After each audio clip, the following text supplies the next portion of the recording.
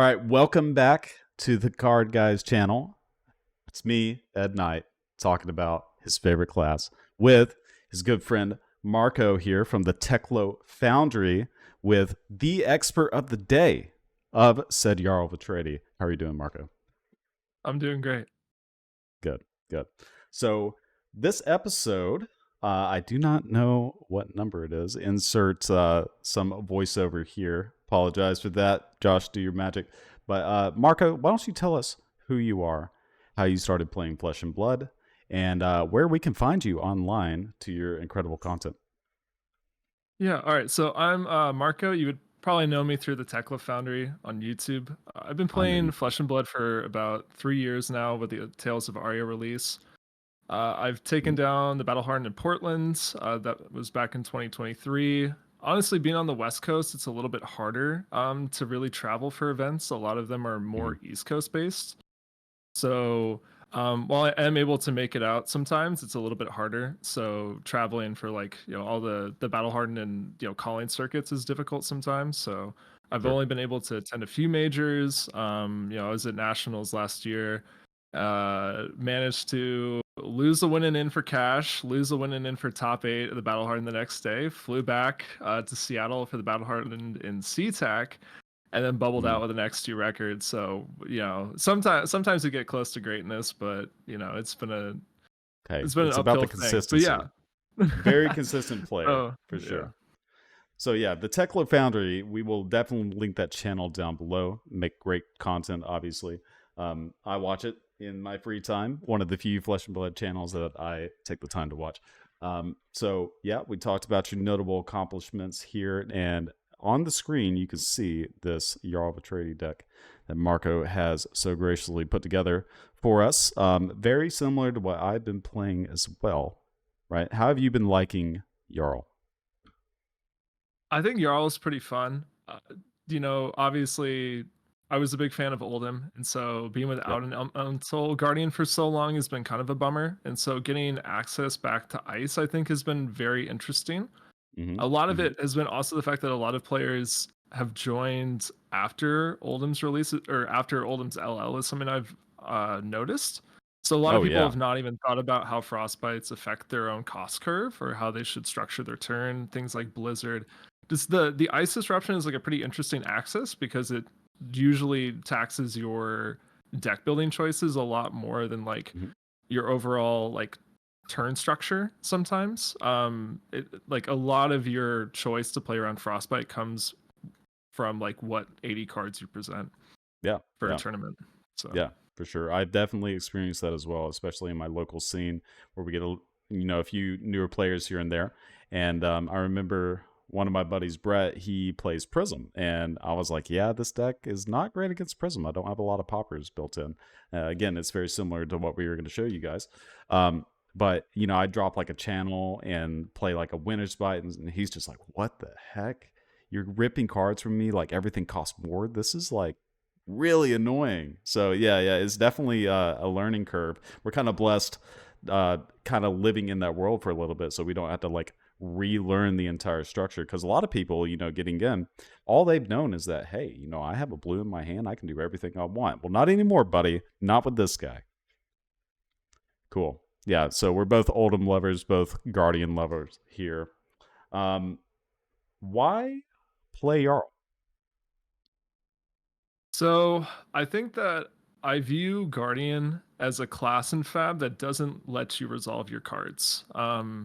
Something that I think is kind of interesting about blocking is that a lot of decks that are reliant on hits connecting, in essence, blocking is a form of disruption. I don't think we're ever really going to get things like counter spells in Fab, but I remember one time I was having a conversation, and I made some offhand joke. I was like you have counter spells. It's called the bottom right stat on your card. Yep. But I think it's totally valid that it's like if a deck needs or attacks to connect for like on hit effects or for some kind of synergy within the deck, if you're playing something that's a little bit more defensively slanted, you're actively disrupting your opponent via blocking. But also if you're attacking as well, with certain disruptive on hits, you're also presenting some form of disruption, but in a more proactive sense. So I think the reason you would want to play a hero like Jarl or Guardian at large is you want to play a deck that doesn't let your opponent resolve all of their cards. Like it makes it very difficult for your opponent to play out Right. their game plan. And for some heroes, that's a lot more detrimental than others. Yeah, for sure. I never thought about Sync Below as a counter spell. That's pretty good. I like that. You play it at instant When you play it speed too. against It's Snatch, pretty it sweet. kind of is. I know, right? Yeah, that's awesome. That is a good comparison. Never thought of it that way. Cool. All right. Okay, so talking about the style of the deck here, so we have like a more tempo-esque style, kind of mixed between ice and earth here. What made you choose this style over playing something like pure ice or pure earth or control with a bunch of D-reacts, playing summit, all these kind of things? Because you're kind of opting for this this Titan's Fist here. Yeah, so the process was I've tried out a bunch of different Jarl lists, and I kind of discovered that all of them have a very weird, unique weakness to them. So the Mhm. more fatigue-based decks, I think, just get run over by anything that has like the ability to set up into you. I think losing the last 3 copies of CYB was pretty impactful. I think if you have all 9 copies of CYB available, I think there's like a totally viable list where that is your win con. Like you're just going to Mhm. play like Rampart or Sledge to min max the value out of them and probably just play for that fatigue based game plan. But losing the extra copies, I think that if like Auroras are playing things like Remembrance or just pitch stacking appropriately, like if any of the MST heroes are playing Cosmic, I don't Yep. think you can make up for the deficit.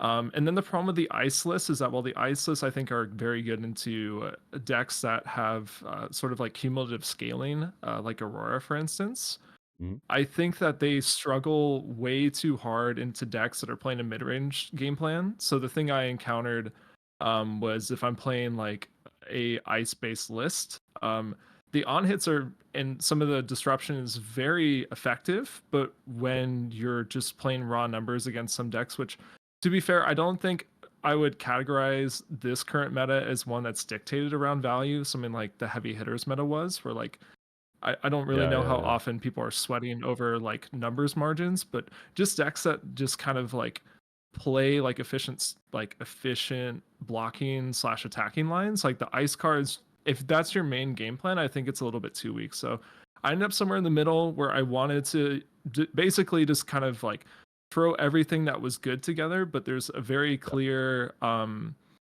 clear idea that you need to have a mix of like proactive disruption that you can never really like miss on, and then also having some more of the defensive tech as well. So that's Right. kind of where we ended up. It's like I would categorize it more as like a mid-range style list where Yep. Yep. you can adapt to what your opponent wants to do, and it kind of fluctuates in between being able to beat a lot of things. It's like a jack of all trades but a master of none.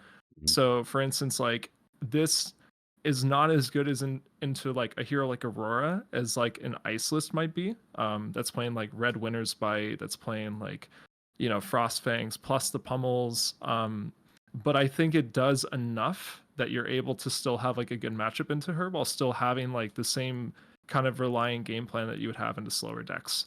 Whereas I think if you lean too hard into one element, you hit the wall pretty hard on what it can do. So Right. it feels a lot less, this version feels a lot less polarized. Whereas if you want to lean into one specific game plan, you're opening yourself up for like some pretty bad matchups at the expense of really good ones. But Yeah. Yeah, it's a good balance, is what I've found playing iterations of this as well. Just having the ice to disrupt, having the earth to be defensive in some cases with root bounds, and also disruptive, uninteractably, might I add, while also sending a good amount of damage. Right. So there's just a lot to like about the variety of this. I believe. I'm sure you agree too. I won't speak for you, but you're nodding, so I it's think you good. agree. No, it's Yeah, good. it's pretty I'm a sweet. big fan. Okay, so for those of you who haven't seen Jarl, I mean, you clicked Jarl, you probably know what this guy does, but whenever you play an ice card, create a frostbite token, and an opponent's exposed head, chest, arms, or leg zone. So what this means is that they have to have a broken piece of equipment somehow, whether you do that or they block with it and it breaks, so on and so forth. Then all of your ice cards just get juiced. Like they are crazy, crazy good. Like Winter's Bite, insane. Icequake, insane. Frostfang, insane. All these cards, insane, because you're just adding a entire like taxation layer on top of that that is really, really important for this hero. And it's going to be one of the easiest ways that you beat those more aggressive style decks, especially with the Hunted coming out soon and having a bunch of Draconic heroes, right? If they want to crack their Snapdragon scalers, there is a risk to that when playing against Jarl. And he looks freaking awesome. I mean, this is the best hero art in the game. That's what I think. You don't have to agree with me, but I think he's definitely my favorite.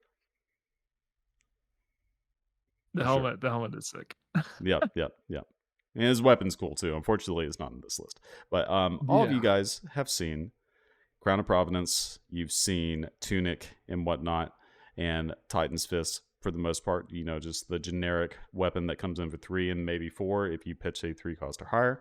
But let's talk about these other cards here, 2 new ones, and then Stalagmite, which is an oldie but a goodie. And for those of you who haven't experienced Ice, this card's coming back. So why don't we start here, and you tell me about how good Stalagmite is.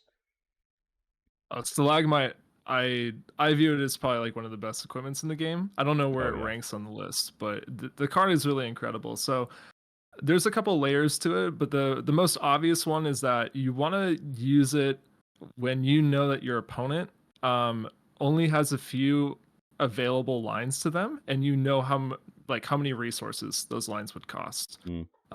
Like some really obvious ones would be like a Blood Rush Bellow turn, and you math it out, and they have like 1 resource floating, and they have go again, and you're like, okay, if I give you a Frostbite, I don't think there's anything that you could probably play here that would, you know, get through the Frostbite, right? So in essence, like you save yourself the damage of whatever it was that was going to come at you.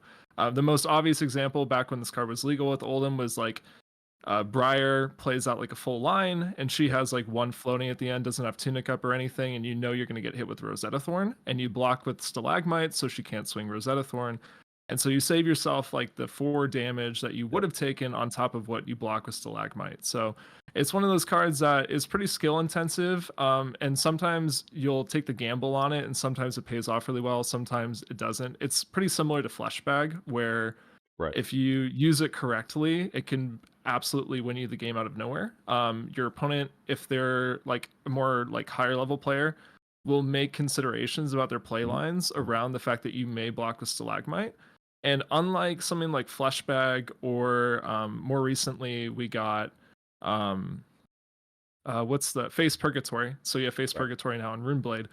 This thing can be used twice, which is a really big issue, because a lot of lines you'll take against like a Brute or against a Runeblade now, you're like, they could Fleshbag, they could Face Purgatory me, but then like after that line has been taken, like I don't have to play around it anymore. But the problem with Stalagmite is you get to use it twice, right? And the only difference there is just the 1 extra value block. Like it doesn't really matter. It's more about the fact you're given a Frostbite mid-turn.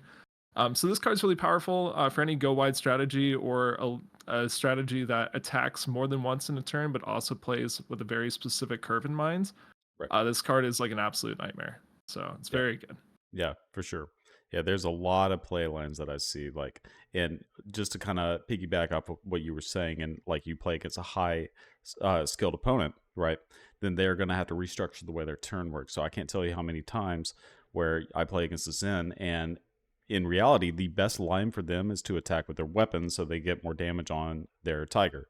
Well, they literally cannot attack with their weapon, because if they do in certain situations, they're going to be stuck with their Tiger in hand, and that's basically an IP, right?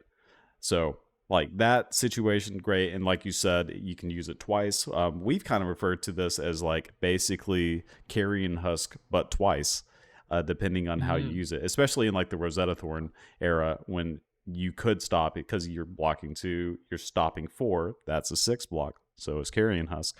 And then same thing, but it's for 5, so it's effectively like a block 11. It could be more, it could be less depending on the situation, but in general it's definitely more than a block 3 if you use it right. So obviously amazing card. This is going to be a card that's played in this deck like basically forever in the sideboard or in the main deck, right? Yeah, I feel like I have to mention, I think this is going to be the hardest card to use correctly. And I think that like probably after every game that you play with Stalagmite, it's going to be like a good learning process for you to ask yourself if your Stalagmite blocks are correct or not. Yep. And I can probably tell you, I don't know if you'll ever hit the point where you always block with Stalagmite correctly. Like it's an insane super card. hard. It's super hard. Like it took me a long time to even get like half as that half like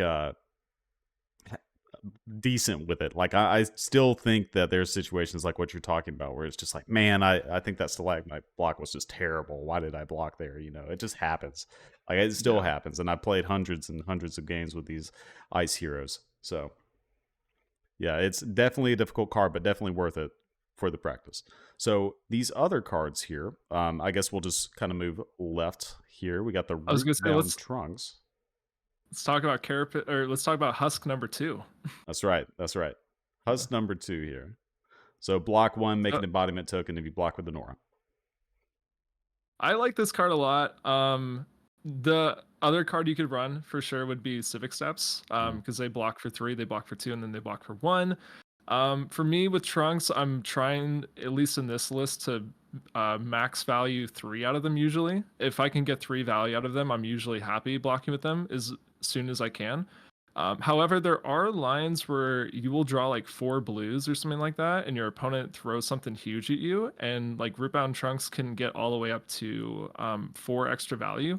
So like there was, I think the one game where it really hit me that I was like, I think this card's actually like very strong, was I played against a Zen, and they went for they went for like the multiple cosmics in the end game, and there was one hand where I just had like, because we're in second cycle, I just have 4 blues, and one of them's an aura naturally. Because I think it was like either Crumble or CLF, it didn't matter. But the whole point was that like that hand blocked so highly because of Trunks. So you're blocking for 12 plus the extra 5. So if the math is up, it's like it's a 17 block hand Right. with the one piece of equipment. So I think if you end up in the right spot for it, it outshines the value of Civic Steps. But I think the main reason why I like to play this card is just really nice insurance over the Decompose cards. You ideally want to get more value blocking with it. But the nice part is that like if you ever just need to block for like 5, so you put your like 3 block with your Rootbound Trunks, or you can block for 4 with like a 2 block non-attack as well, because it'll go up as well. But not that it would ever be super relevant, but like you could do something like that. You just get an earth card in your graveyard to decompose, which I think is just so flexible. Because we'll talk about the gloves as well, but we're not playing Mangle, which is really relevant, because you have to ask yourself why you're even still playing the gloves. Yeah, let's One move of the over biggest. there. Oh yeah, for sure. Yeah. Yeah. So being able to pitch 2 into this is sometimes nice. Like you can filter a card, you can have a card in your pitch zone, which is relevant for things like Channel Turn Link 1, it's Frigid really and good. Channel Mount Isen. And turn 1, it's fine. Like you get to clear stuff out.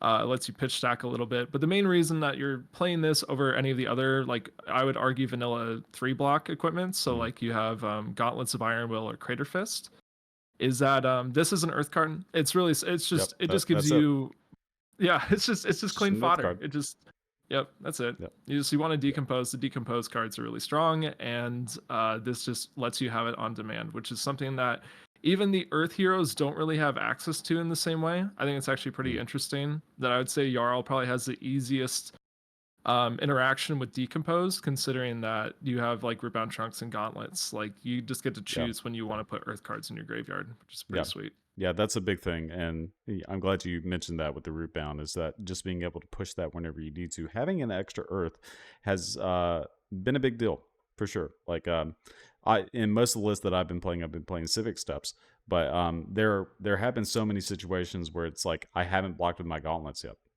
And it's like, man, I really need this. And if I had these Rootbound, be like, boom, I have it. I'm ready. Let's go. I got my Rootbound Carapace up, ready to go. I can arsenal this Felling of the Crown and be happy and not have to worry about anything. So yeah, super solid with it being Earth. It's still, I mean, like Guardian used to play Iron Rot Legs. Let's be real. Like we've come a long way.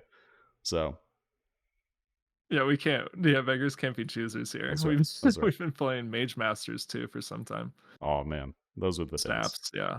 Yeah. Well, when they burned our books, we can't do that anymore, unfortunately. That's true. But we'll get there. Okay, let's look at some of these other cards. Well, I guess we'll talk about Tunic too. The reason you're playing Tunic in this list is because you're more tempo-oriented deck. You have your Ice Quakes and you have your Pummels and whatnot, and you want to be able to do the traditional Command and Conquer off of a blue into a Pummel off of your Tunic. So it makes sense, right? So just kind of quick and easy over that. One misconception, I like to bring this up. So a lot of people are like, oh, you know, tech plating, it blocks 3. It's like, yes, it does. You're correct. It blocks 3 and against on hits that could matter. But if you're playing it purely for health, Tunic actually technically blocks more, if you think about it, because it allows you to have these 3-card hands that are like Command and Conquer Pummel. And you get the block with your 3 block in your hand, which effectively makes this a 4 block, right? Because you got the extra block. That's the way I like to think about it. No, it checks out. Yeah. At this point they could just they could just errata it to being a Guardian legendary. Like it's just every time that you feel like you find a Guardian list that doesn't want to play Tunic, it's normally just wrong. It's just Right. Pummel is just so important for the on hits that the deck presents that like you just have to have a cost curve that allows you to use it. Yep. If they ever give us like a tech plating that made like a vigor token, I think we're chilling. But the problem is that the interaction usually with the generics makes it a little bit too difficult. Tech plating to would be get garbage. If that was a thing to make a vigor token, it's literally just a better seismic surge. I In mean, every way it might possible. be what you need. Yeah, I know. Guardian That's probably true. Master tech. Make it temper, so I can't block with it the last time. Okay. Oh, that's fair. Yeah. That's it. That's the card they needed to tech to like push the Guardian Mastery set back to August. That's what it was. They're like, oh, it's too strong. Okay, so we have some of these cards that you guys know and love. These are the staples that are going to be in a lot of decks nowadays anyway. Command and Conquer, Enlightened Strike, and then I guess that's the only generics in this case. But yeah, those are the big ones. And then cards that you've seen in the past, maybe you haven't, if you're getting into the game and you haven't seen these ice cards. So Oakenold, big power card, comes in 3 for 7, but if you do an Earth and an Ice Fuse, it gets +2 Dominate, and if it hits the hero, they put 2 random cards from their hand on the bottom of their deck in any order. So, I mean, this card is just like absolutely bananas, and the consistency is amazing with cards like this new card, Crumble of Eternity. So, everybody can agree this card is absolutely busted bonkers insane as long as you can get it fused, right? So you're always playing this card. Absolutely critical to playing Jarl. If you didn't have this card, I don't think this deck would probably be super playable. I mean, Channel's good and all these other things, but I mean, this is your way to really disrupt and also close games because of the Dominate. It just has it all, right? It's your win con. That's right. I would put it that bluntly. Yeah, it's how you win. Yeah, for sure. So since we kind of brought up Crumble here, so Crumble is a Jarl specialization that came out in the Jarl CC deck, right? And it is both Ice and Earth. Very, very, very, very, very important because of the Oakenold situation. So you can just do it with one card. It's also an Aura, which is great for the Rootbound Trunks. It's a 3-block. It's a blue. It's 0 cost. Like, there are so many things going for this. The only thing it doesn't have is Go Again. And honestly, I'm not too upset about that. So when it enters the battlefield, you put a -1 counter on an equipment of your choice. Interesting thing, if your opponent doesn't have equipment and you play this, you have to put it on one of yours. I don't know if you've found that out or like had a situation. Yep. I had to put a -1 counter on my Tunic. And it was like, oh, okay, this is weird.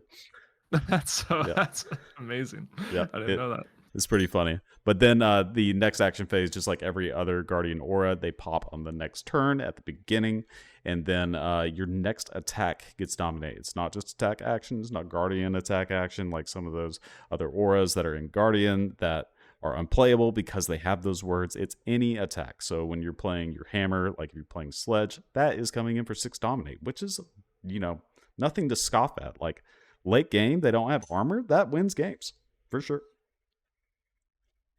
So yeah, this card, great. Very happy with this. The consistency is there. Let's talk about Imposing Visage. So I'll let you do kind of the introductory to this one since I took over Oakenold and Crumble. So Imposing Visage, kind of the synergy between that. Yeah, so it just lets you tutor for any aura in your deck. I will be honest. Someone asked me the other day, they were like, what tutor targets do you have for Imposing Visage? Like, what are the top ones you get? And I made like a list. I was like, here's the top 3. It's Crumble, then it's Crumble, and then it's Crumble. It really is just, it's a way for you to have extra copies of Crumble in your deck. Crumble enables a lot of things, but Imposing Visage just lets you convert your hands really well. It also lets you find Crumble really easy as early as turn 1. you can get it for other auras in the deck. Like you can get it for Channel Lake Frigid, and you'll have to pitch an extra card, which is sometimes useful because it'll let you like put an ice card into the pitch zone for Channel Lake Frigid. But the biggest thing here is the fact that with 2 cards, you get to go tutor for your Crumble, and that just unlocks a lot of stuff for the deck.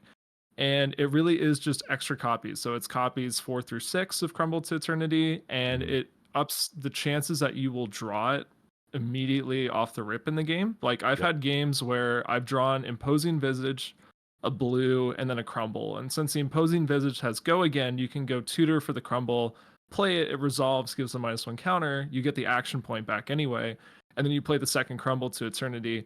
And I literally just felt like I won the game on the spot. Like just opening the game with an arsenal, 2 -1 counters, it does a lot for what you want to do.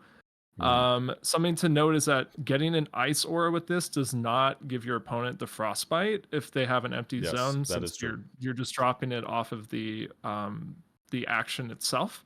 So if that's ever relevant, something to consider with the play line, but for the most part, like you don't really mind. But yeah, that's the biggest thing here is it's a good conversion card. Like if you'll notice a lot with this version of the deck and a lot of your lists in general, you'll accidentally or sometimes intentionally end up in a spot where you get 4 cards.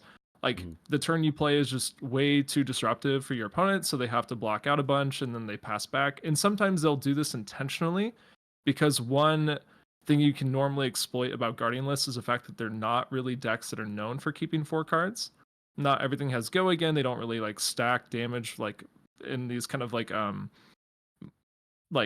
compounding ways that other heroes might, like a Rune Blade, a Ninja, for example. So they'll exploit that to some degree and block you out and see like what you can do with 4 cards. A lot of the times the answer is you do almost nothing. Imposing Visage makes it so that you can do stuff when you get 4 cards. Yeah. At the very least, you go get Crumble. You can go get a CLF if you need to. Like you can get whatever it is you need. But the most important thing is just like you get to go do something with that like turn that they put you on. So yeah, I agree. Just these auras being 0 cost, Crumble being 0 cost, and then Channel. You don't usually get this one. You can in like certain niche situations, but I'm glad you brought this up. Is when you do search for this card, you're not getting a Frostbite, right? Even if you are pitching an ice to do that, you are not getting a Frostbite, so you're not getting this value off this card. We'll talk about this card in just a second. But yeah, getting the Crumble turn 1, great option for sure. And very critical against certain decks where you actively need to blow up certain pieces of equipment with something like Frozen to Death, which we will also talk about in a second.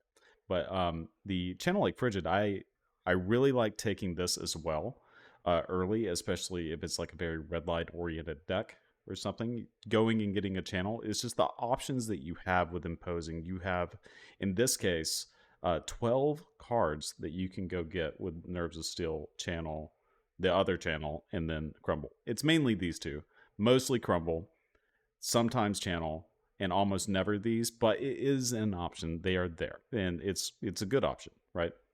So just a good turn extender, 100%. I've always been a fan of this card. There's no Showtime in this deck, but hey, I'll live with Channel and Crumble for sure. Cool. So speaking of the Crumble line and going and getting that, one of the best payoffs for you to do a Crumble early is if you can get this card and it kind of lines up, you just kind of like do your thing, and then at that point you have so much value throughout the rest of the game because you blew up that piece of equipment. You give them Frostbite. It's just really good, right? What's not to love about this card? This card is amazing. We could probably get into a little bit over why we're not playing things like the Mangle and the Unforgetting package. But to cut it really short, they're usually very tempo intensive plays. They require you to take a lot of damage and save a lot of cards to play them out, and they can be easily avoided by your opponent. So even if you get like Crumble as early as turn 1 and you can dominate, Mangle as early as turn 2, blocking 5 is not a very difficult ask for your opponent, but Frozen to Death negates that entirely by just saying like they don't get a choice. You play the card, it resolves, they lose the equipment. And the other kicker for Mangle with me is that I don't think that there are a whole lot of decks right now that have their entire win con based around their equipment outside of, I would argue, new. While I do think that like obviously hitting something like Traverse against like an MST hero is like obviously very good, you have to think about like the power of these cards is that some heroes do actually have their win con tied to their equipment. So, for instance, like Kano. Kano without Striders is like a borderline like non-functional hero. Like, yeah, they can do something if they really need to, but the entire purpose of their game plan, if you look at every single combo line, involves their equipment to some degree.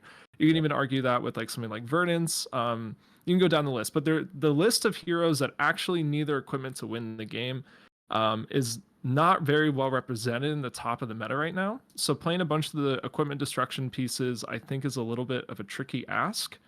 But I do really like what Frozen does specifically, where it just does not let them interact with that decision at all, which I feel like is a very important aspect. Also, it's just a block 3, which is a lot better. Or sorry, a block 3 blue specifically compared to like the red nature of something like And Mangle. its size.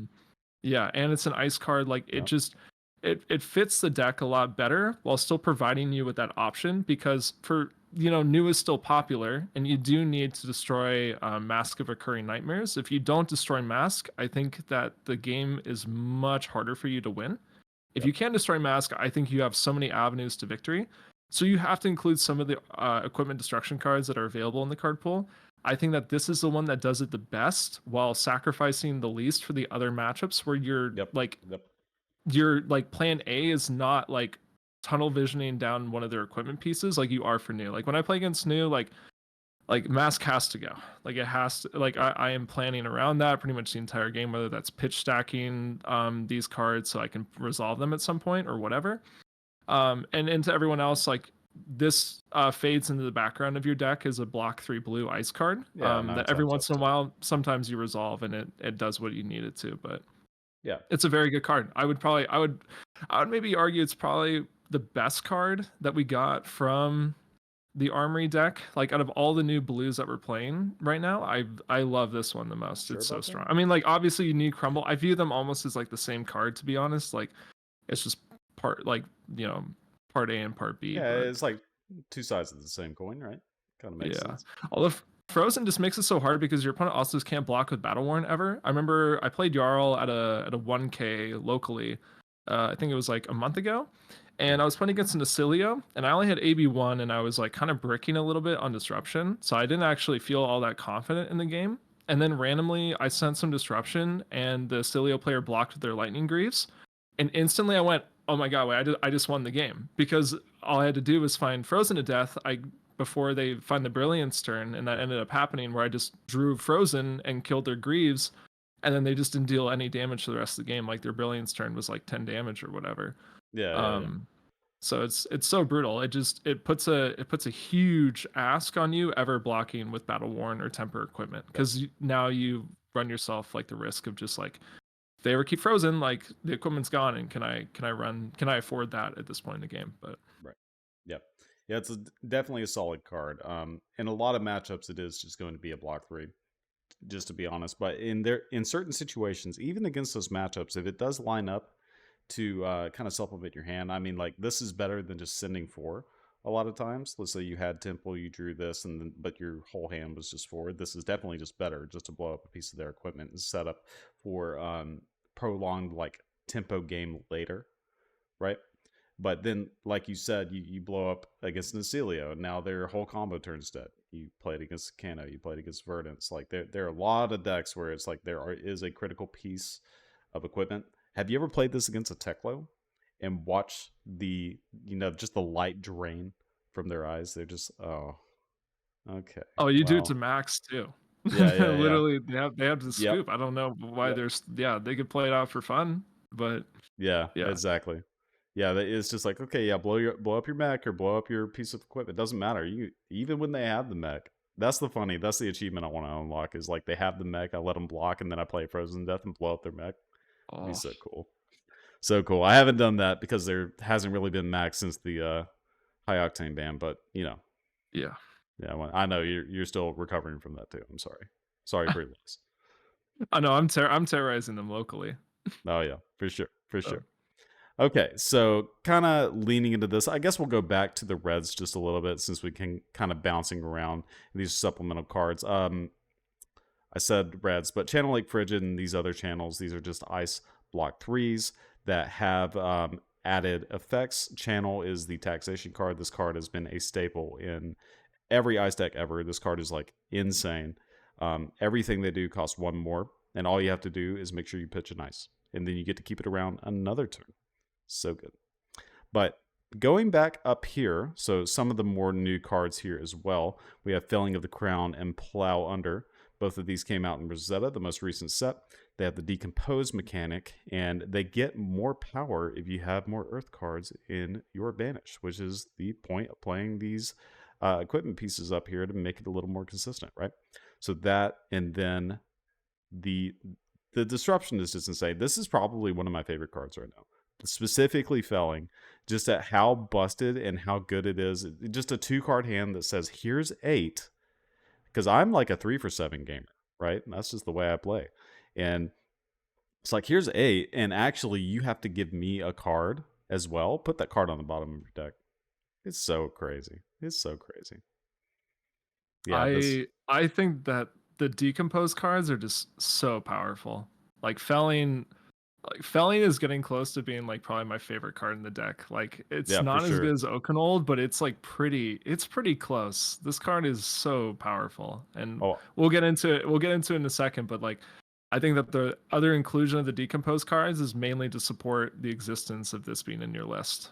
Right. Yep. And then I actually sow tomorrow Felling of the Crown back probably as much as I do Oakenold, just because of how easy it is to play off of 2 cards. So like just kind of gauging where you are going to be at that state of the game when you finally do see it again. This card can be just as good, if not better, than an Oakenold would be in that situation, right? So just I was gonna say, incredible card. Yeah, if you kind of think about it, even if you get like the double fuse on Oakenolds, you're essentially doing like a 3-card 9 that removes 2 cards, whereas this is like a 2-card 8 that removes 1 card. It's like, depending on the game state and how many cards you're allowed to keep, like this is like pretty close to Oakenolds in terms of what it does. Yep. And super late game when you're going down to fatigue, like in a mirror, for instance, like, and you're both at like 2 or 1 or whatever, right? I mean, this card just like rips every card from their hand, every card, and then you win the fatigue plan because they can't attack you back because of how much you're just doing with your 2-card hand. It's just bananas how good this card is. For sure. So the other Decompose cards here, Rootbound Carapace. We love this card. We do. Guardian loves it. I think if you could stack your deck hypothetically, you would just have all of your you would just have 1 Carapace in front, like in terms of deck order. You would just draw the Carapace before you draw all the other Decompose cards, and like I don't know how you lose. Like exactly. It's so strong. You're occasionally getting up to like that 0 for 4 rate, something similar to Sink Below, but the biggest thing is that it puts cards into your Banish so that when you play your Felling or your Plow Under, they get the buff. So something that's worth noting here is the fact that Felling and Plow get conditional buffs if you have 4 cards in your Banish when you play them after you Decompose.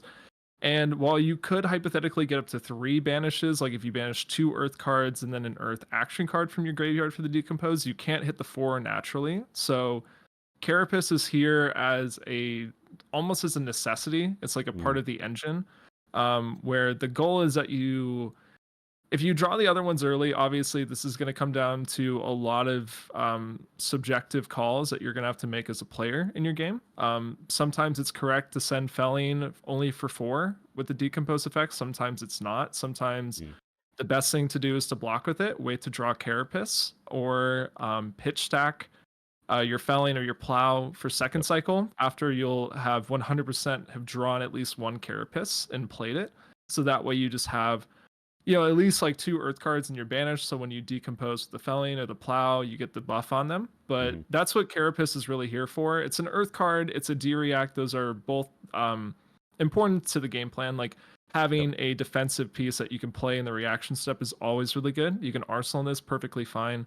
It'll help you Decompose after you resolve it, and the biggest thing is that you get to Decompose before you play the other Decompose like Majestics. Yep.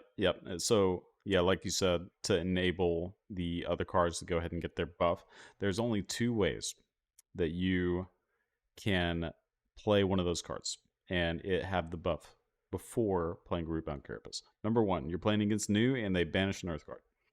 Number two, you play a So Tomorrow and then you banish 3 for your other card. So every other matchup, because you're not playing So Tomorrow like ever, because you need a target first of all. So like to do that early is kind of a tall ask, right? So most of the time, like this card is very critical for making that happen while also being a defensive tool, like you said. So definitely wonderful card. Still blocking 3 defense react, like it's actually not terrible. I like use this as a 3 block a lot just to get more No, rip there's in a there. yeah, there's a lot of circumstances where you just want to put it in your graveyard to decompose. Like you've played one Carapace and like you've decomposed and then you draw the others.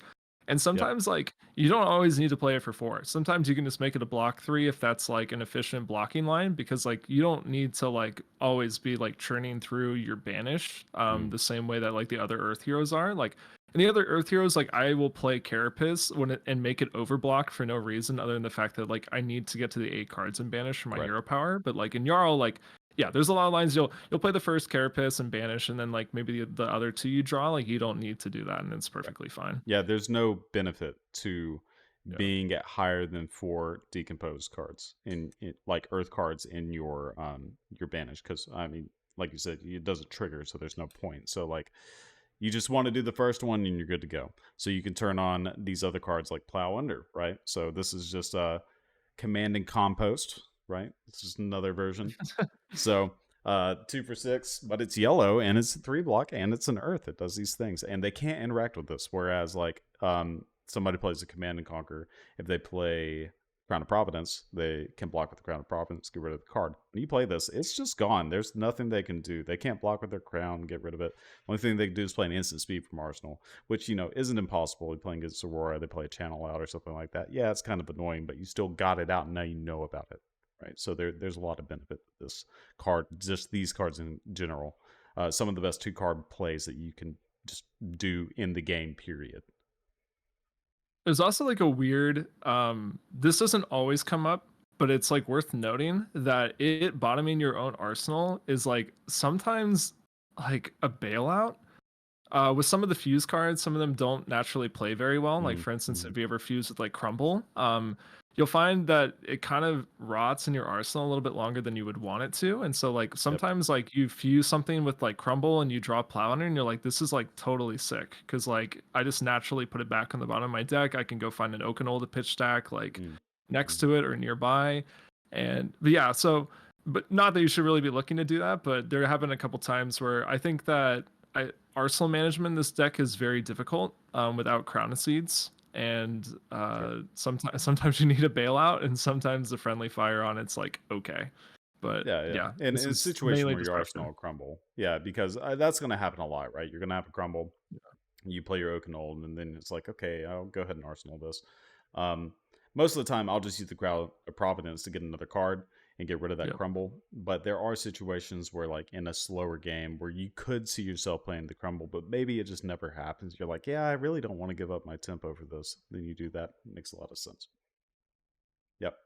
Okay, so just kind of going over the rest of the cards. So this is a Guardian staple, Terra Sunder. This has been a thing in almost every Guardian deck ever, except for Victor, because you don't want to lose your clashes.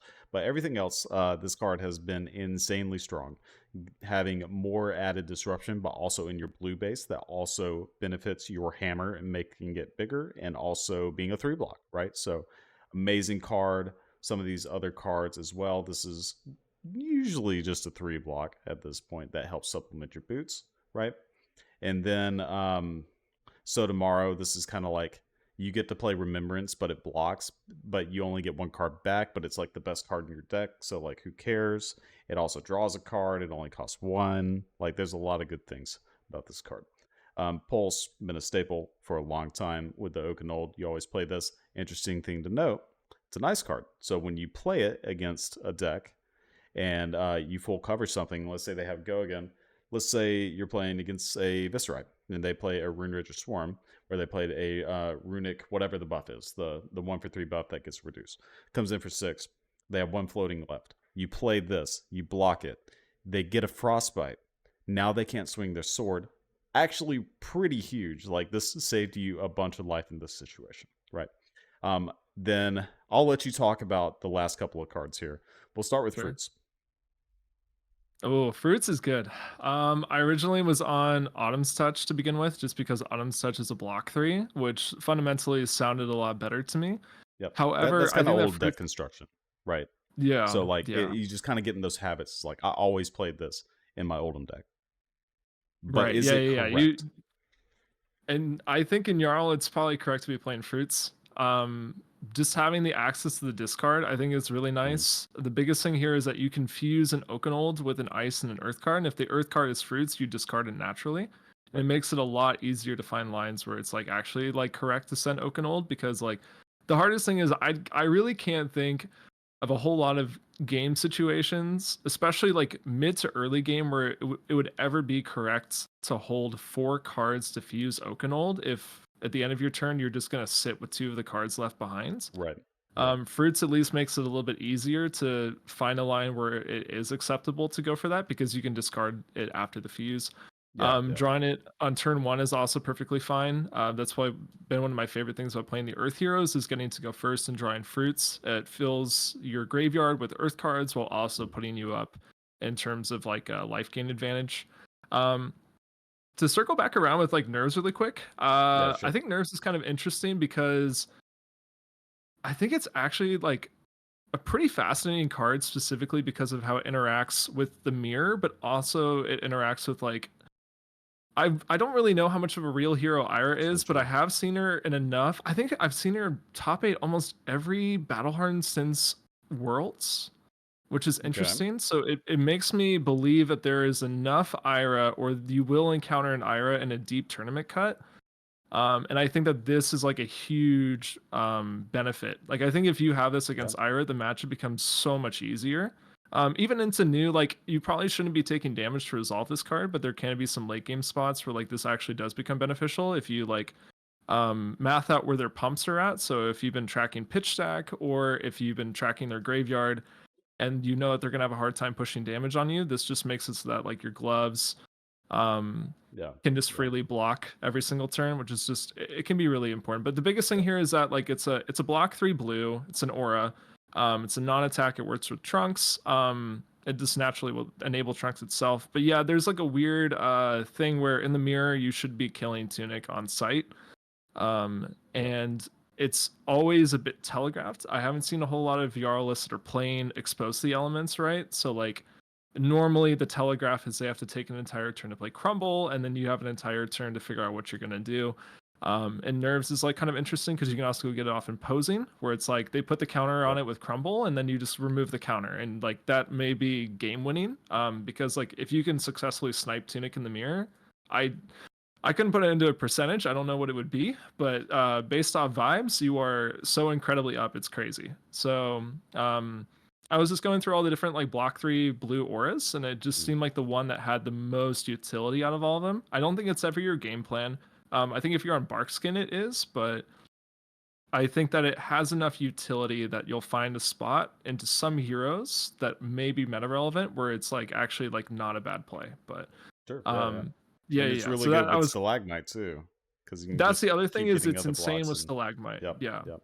Like if you ever get a 4 card hand against Aurora and you draw it, you're not really that upset because it makes things a little bit easier. Like any sword swing that they send at you, like is just gonna Yep. like Stalagmite. get right in Stalag. And then they have to it makes it harder because for decks like that, they have to start sculpting a 5 card hand to push over it usually. They can't just like send the 4 card hands every time, or block down and send like the efficient smaller hands, because you're just getting usually too much value from it. So Yeah. that's more Yeah. relevant to Ira. Like for Ira, she has to find like a hand that actually converts beyond like 2 cards, because like if she's just gonna play 2 card hands the rest of the game, like I don't quantitatively, I don't know what I would say this card would be worth, but I had one testing game against an Ira that was just like standard. I think it was like Shoma's list, where it just like plays a 2 card hand, and I had Yep. Stalag plus gloves, and I blocked with them every single turn for free, and I lost count. It was like a 20 plus turn game. So if you can math that out, good, Mm-hmm. go for it. But anyway, point is, it felt important as a blue. So and like good Yeah. utility blues are always nice. So Yeah, it's super good against those decks for sure. Yeah, I forgot to point that out, so I appreciate you doing that. Yeah, definitely a pretty solid card in certain situations. More than just block, as I was alluding to. So that's my bad. That's my bad. So one thing I wanted to note though, just kind of circle back just a little bit. So with the Oakenold and playing the fruits, right? Since we were talking about this, there are a lot of good elemental red cards. This was the thing that was not the case back in Oldham. Like there were no good red elemental cards, like almost all, right? So now that we have, Felling, Icequake, Rootbound, and then I'll even include Plowlander. I know it's not a red, but these are cards that you actively are pretty happy arsenaling. And if you have a situation where you have an Icequake or a Frostfang or something along those lines, you play Oakenold, you discard the fruits. Now you have like a really insane arsenal as well. You just got like an insane amount of value. In this case, it would end up being 11-point swing of value in addition to the discard of their hand, which also can exponentially decrease the amount of damage your opponent can send. So it's all like math dependent on what you play against, but it's a huge deal. Huge deal. So yeah, Yeah, fruits, I definitely, amazing. it's so good. Like it just, yeah, like you're saying, it just means that you can play Oakenol lines that fuse so many different things, and if Hmm. half of the fuse is fruits, it doesn't really matter what the other half usually is. Obviously, like some blue ice cards might be kind of awkward in Arsenal, but some of them aren't even that bad. Like if you Arsenal like blue Winter's Bite, it's like perfectly fine. Like Yeah, it's hundred not a percent, problem. 100%. Yeah. Yeah, like most of these ice cards, you're pretty okay arsenaling. Like it's mainly Channel and Winter's Bite are the big ones that I am actively looking to arsenal. But these other ones are not bad. Like it's honestly not terrible just to arsenal a Channel, especially if they don't have a piece of equipment. You can just play it and give them a frostbite, and then do whatever you were going to do anyway. Hopefully, you have an ice card, and then they can just lose a life randomly, right?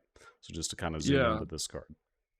I view Channel Mount Eisen as like reckless swing, It kind kind of, of is, yeah, where yeah, it's just like for sure.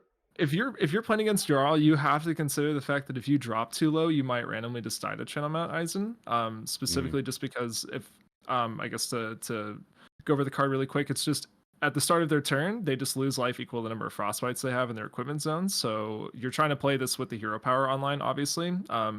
If they have like a natural, like a I guess now we have two different kinds of frostbites now. But if they just have like a standard frostbite off of something like an ice quake on hit, yep. I this will not trigger. It has to be specifically you play the ice card and you trigger the RL ability. Mm, But this is just kind of interesting because it's a block 3 blue. It's a non-attack aura, so like it checks all the boxes for like just the glue for the deck. It's an ice card, but yeah, yep. to me this card feels like reckless swing, where sometimes you have trouble closing out a game, whether it's you had to block with your Okins early and you weren't able to get them back with or you're still waiting on them, or you did play them and you're grinding the game out to a halt. You can just randomly draw Channel Eisen and just end the game really quickly. Yep. And Yep. so it feels like reckless swing where you have some inevitability at like very low digit life totals. I've killed people like all the way up from like 5 health with this because you just play it, they lose one. Next turn, you play an ice card. You drop 2 ice cards in your pitch. Sometimes with the help of gloves, they lose another one, and then you just like recycle and like play another one. Do the same game pattern. Like Mm, the fact you mm, get 3, it's like totally fine. Like the hardest thing with to do the analogy to reckless swing is that reckless swing was so clunky itself. Like it can't block by itself. It always has to block with another card. And it was a random card too, which was way worse. So you remove all the variance problems with it while still adding the fact that it's like pseudo unpreventable damage in the end game. yep. The only thing to consider is that if you are trying to go for the kill with this, like if your opponent is at 1 and you draw Channel Mount Eisen, um, I would probably say you have to know what the other person's deck is like. But if you ever decide to attack them, you run the risk of running into like a D react, and even if they pay for the D react, they clear the frostbite and they don't take the damage at the start of their turn. So it's like Yeah. the only thing to Yeah. consider is like sometimes like you can accidentally pun away your win if you give them the frostbite Channel Eisen at 1 and then you like attack them and they like play like sink below or something Yep. and they pitch a whole card, but like now they clear the frostbite. So just be mindful of that. If you know you have the win locked in, if they're at 1, you can play a safe line and just like not attack them and just like pitch to gloves or something. Yep. Yep. Yeah, I've definitely had some situations where I'll play this out. And the correct thing to do is pass priority. If they do something like Yeah. activate Tunic to stop that, then you play or attack or do something along those lines, because you're forcing them to get rid of a card from their hand anyway to not die to this card in the first place. This card is designed to be with Summit, the Jarl weapon. Like, we can definitely see that just because it gives frostbites to the exposed equipment zone. It's unfortunate that that weapon is not very strong right now, just because we're in such a I guess faster meta and split damage meta, to where like people are getting so many cards out of our hand that we need to be able to operate off of one card, which is why summon isn't really a thing. So not to go too off the rails with that, but summon is so sweet. I can do like a quick 30-second detour. My other problem with Summit, I have a few problems, but Okay. the other awkward thing too is we talked about Stalagmite earlier and how strong Stalagmite is the longer you keep it up. The awkward thing I have with Summit is that it encourages me to block really aggressively with Stalagmite, which I think reduces the power of the card, because I think the whole power of Stalagmite is the fact that I can choose up until like the last turn of the game to cash it in. And the problem with Summit is it's like, okay, I need to block at this for the first, like within like the first like 5 to 10 turns of the game, and that's just like not, it's just not reasonable. I feel like, which is just, it's really hard. And then the other awkward thing too, I mean, this is more for the ice list, is that like clearing 1 equipment zone is pretty easy. Clearing 2 is pretty hard. And the awkward thing I ran into is like I would go like Winner's Bite, swing Summit, and I would be like, oh wait, Summit doesn't have an on hit here because I already gave you like, yeah, I gave you the exposed zone frostbite anyway. So but that's more partial to the ice based list. But yeah, there's just some awkward stuff. But yeah, it definitely was made to be played with Summit, but you can still make it work just fine. Yeah. Then the last card here, and I'll just kind of glance over this unless you can think of a really like specific thing that you want to talk about. But the big thing with this is, to me, this is kind of an added filler card that techs well with certain things. It being a blue earth that you can just actively play, it has it go again. You could kind of just dump it in the bin if you need to, type thing. But gaining additional power works with more than a couple of your cards here. So it works with Oakenold, it works with Felling, it works with Plow, it works with E-Strike, it works with Goliath Gauntlet, which is the other big thing that we can talk about in the sideboard. So yeah, to me, this is more of just like a supplemental card to hit the ratios that you need, but also when you have tempo, allows you to convert your hand offensively as well. Do you have any special takes on this? Nope, you covered it all. All right, sounds good. All right, so we'll move to the sideboard here. So we see this card.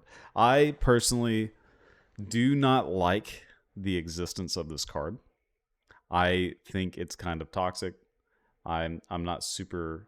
I never have fun playing against or with this card, but I understand its relevance and how good it is in this deck for making certain matchups winnable in that case. I don't know if you feel the same way. We can disagree. That's fine. You know, it might be interesting. I hate this card. Okay, fair. Yeah, this card is just so annoying.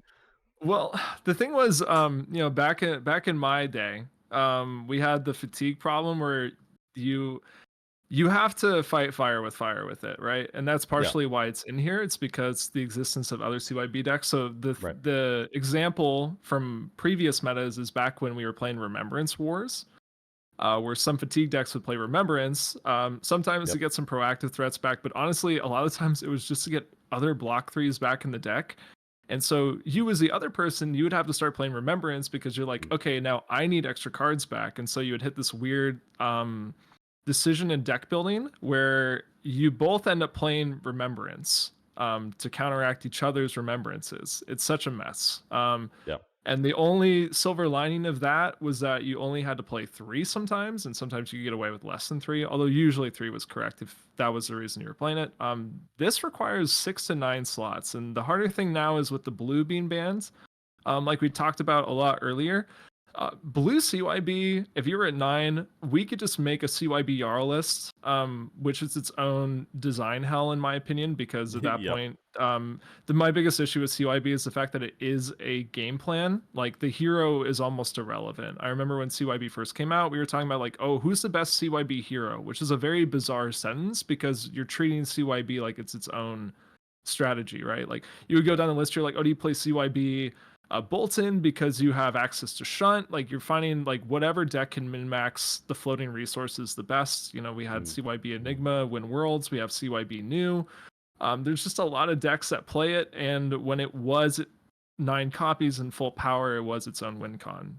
Now, its inclusion in the sideboard is mainly as a sideboard option. There's a lot of matchups where you are not going to play CYB, but kind of similar to Remembrance, it's the existence of CYB means that you need to consider playing CYB. Also, there's some matchups where I would argue it is correct just to play it flat out.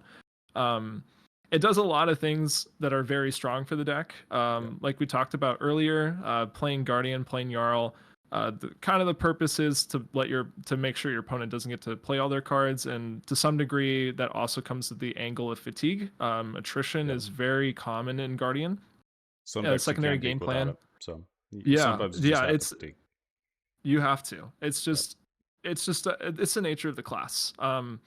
Part of that aspect of not letting your opponent play the game involves you running them out of cards that are attack, and CYB is very effective at doing that. So. So yeah, again, not super thrilled about the card, at least personally, but I understand its conclusion, and I am definitely playing this card every single time in the sideboard after using it and testing with it. This card is actually very critical to, just having a broad chance against, an open field, right? Especially like with the Hunted coming out, I'm going to Memphis. So the meta is going to be like wild. It's going to be like everybody doing whatever, trying different things. And this card is going to be important against things like New and against, the Iras and the Mirrors and stuff. Because, hey, we got the Draconic classes, right? So there might be more Jarls. Well, what's a good way to beat Jarl? You play some CYBs. So, pretty good card in general, at least for its purpose, right? If you bring CYB to the mirror and the other person does not play CYB, I would say the other person's probably wasting their time playing out the match. I can speak from experience. It's like basically free. It is so unbelievably favored for you as the CYB player. It's absolutely incredible. I played it was a 1K and I played Jarl and I was playing the Ice tempo list, which is like it does not have good deck preservation. It was mostly there to target like Aurora and some of the faster aggro decks, as well as like New. And I played against the Mirror round 1, and he was on a dedicated staunch CYB list, and I think the game was like 40-5 at one point. Like it's just not even remotely close. So it's unfortunate, but it's as long as it's here, you need to be aware of its existence. And if you're going to go play this at like a higher tier tournament, or if you just want the most competitive list to play it at a local level, it's something to consider, is that you probably should be playing this card for some matchups. It's a necessary evil for sure. Love it or hate it, you got to play it. So some of these other cards that are in the sideboard here, Frostfang, this one makes a lot of sense. Kind of tempo oriented card. You want to bring this into decks that you actively need to keep them off of 4-card hands. Things like Aurora, things like Zen, it's pretty good into. I like bringing it in to actually a lot of different heroes personally with the iteration that I play, just because of the way that I'm actively trying to keep them on like a, try to get them at a 2-card like back and forth game plan, because generally the Guardian is better at playing with 2 cards than the other decks, right? So that's kind of the idea. It's just I think that the game right now is in a state where value lines matter a little bit less than they have previously. If we were playing this during the heavy hitters meta, I actually don't think that this card would make the cut, honestly. A lot of decks during that time were a lot more mid-range focused. And when you just get to block this card for 5, it's very bad for you as the Jarl player most of the time, right? But the thing is that currently you kind of need decks to block with some cards consistently, and I would probably say, having seen your own list, I definitely see the value of it, where it's like you're at a spot in the meta where if a deck just gets to play a 4-card hand ever, it's normally pretty bad for you. And so a lot of your deck building considerations need to be built around the fact that you just need to have a deck that just doesn't let most decks get a free 4-card hand. The Frostfang feels like it's at a spot right now where it's worth playing, because it's just like if I ever give Aurora 5 cards, I probably just lose. Mm, You know, like especially if they've been sitting on like an Arc Lightning combo turn. It's like as long as every turn, if I can find disruption, whether that's like Weakest Link, Pummel, Frostfang, Icequake, Felling, Plow, whatever, we can go down the list. But the point is that like your threat density needs to be high enough that like right. you don't run the risk of having a hand where you don't like at least ask for 1 card from the opponent, Yeah. because Yeah. that's like pretty fast way to lose the game. So Yep. The moment you have to yeah. swing hammer and that's all you can do is the moment that you are probably at a position to lose the game, like almost Yeah. immediately.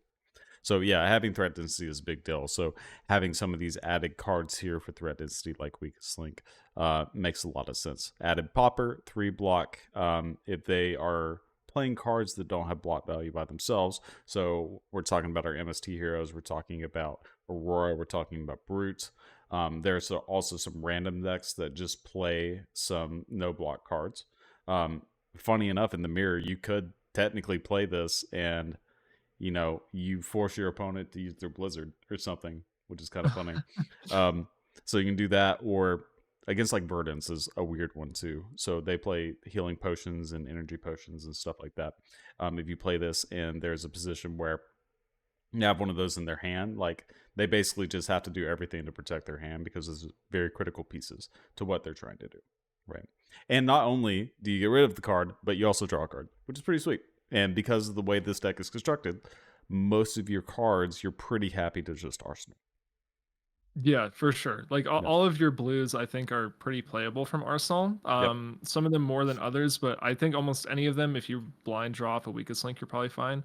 I keep on wanting to cut Weakest Link. I keep on telling myself that like once MST goes, we don't need to play it anymore. Like it's such an insanely like I feel like sometimes I almost feel like it's overvalued, but for this deck, it feels very important because once again, it's disruption. We can pummel it. We can play Icequake on it. Like it goes beyond just playing like a 2 card 6 with Right. disruption. It's always going to be a little bit more than that, and it also helps our game plan. But Yep. yeah, once MST rotates, you can probably reevaluate if it's still worth it. But it is so strange the amount of like stray bullets that this card hits. Like Yep. there's just a lot of heroes that just catch strays from it. Like It's when you go down, like they're important power cards. Like some of them are. It's like it's variable enough that it's like, oh, like do we still need to play Weakest Link? But I don't know. We can yeah. revisit it in like 6 months or something. Yeah. The big like comparison card that I had, and I know they're not exactly the same, is Weakest Link versus like Arctic Incarceration Red. Right. So those were the big things because like I bring this into Aurora. Well, this card pretty good against Aurora. Maybe not all the time, but Arctic Incarceration also very good against that. I bring Arctic Incarceration into like the Azaleas. It kind of hits different aspects, but the fact that this is a popper with a very low density popper deck, to me is kind of what sold this card to the point. Like just push it over the top of like this has to be in the sideboard over some of these other tech cards.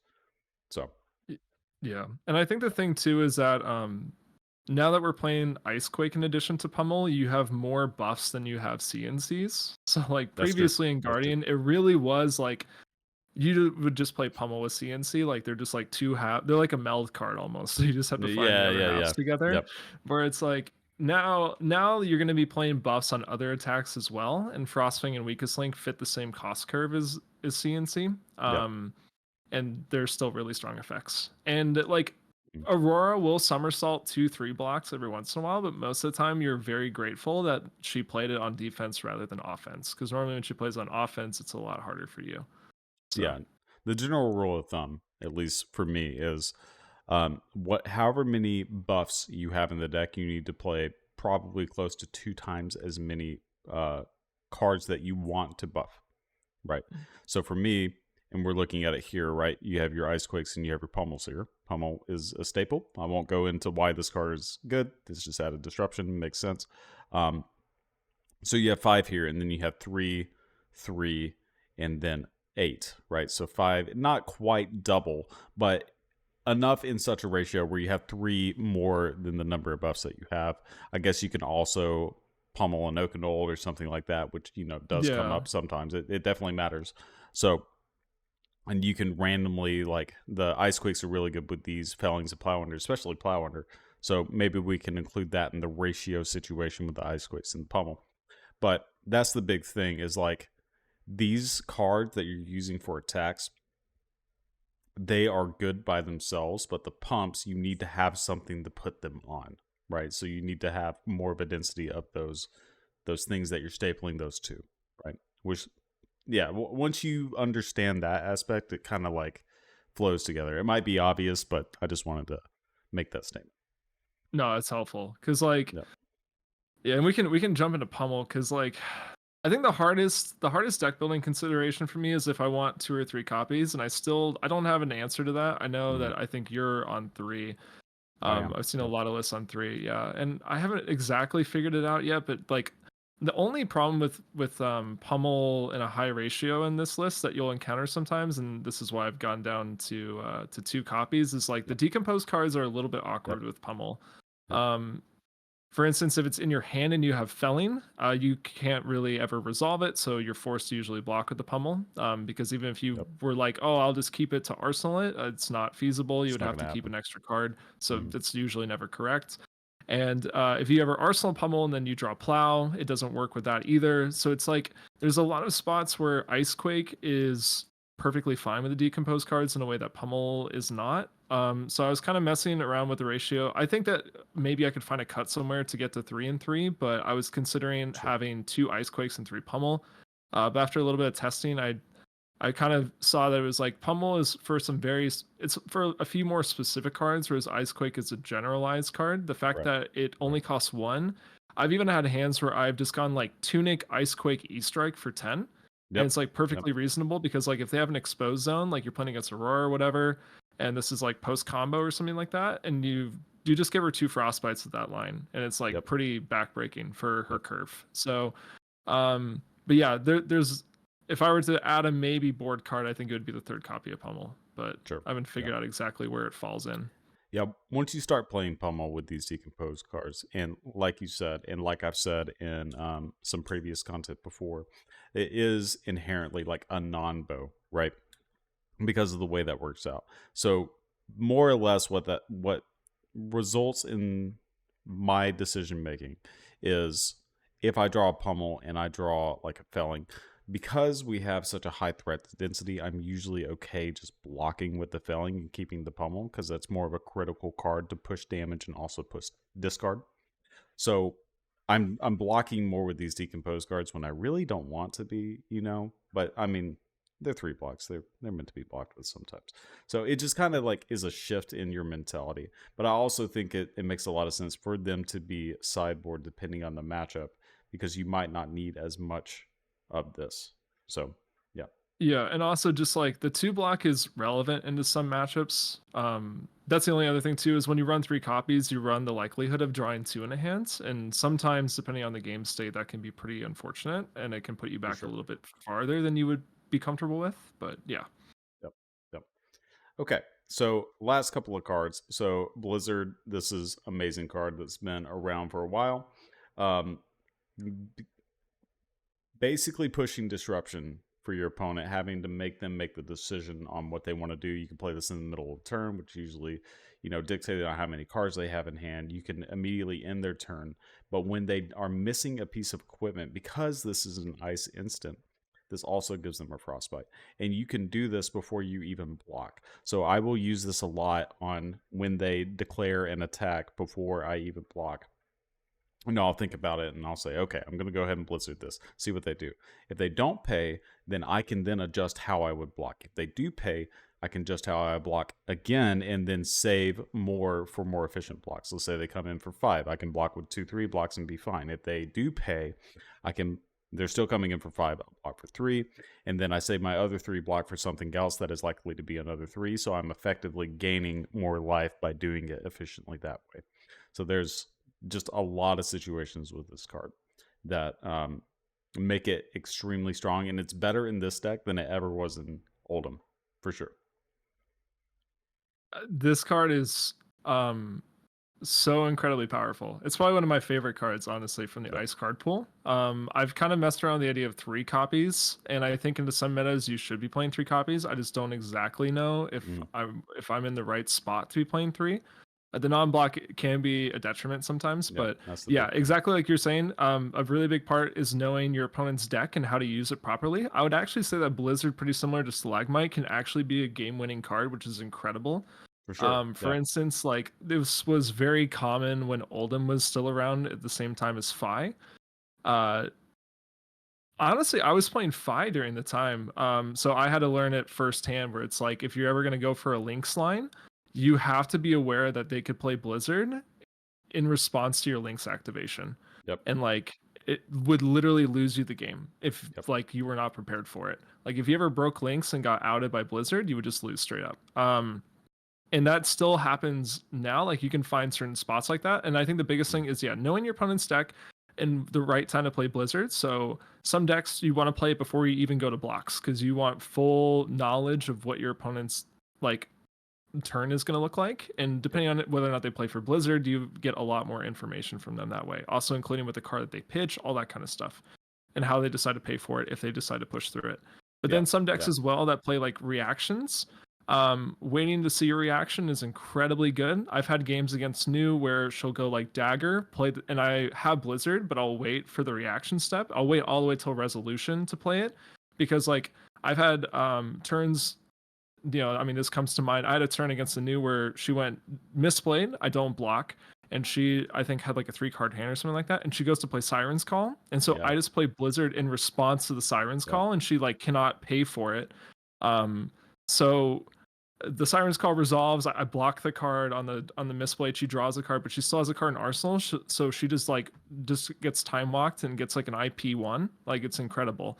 I thought you were I just got about like to a free say like that was your only blue, and you just blew out the Siren's Call too. I Got him. wish.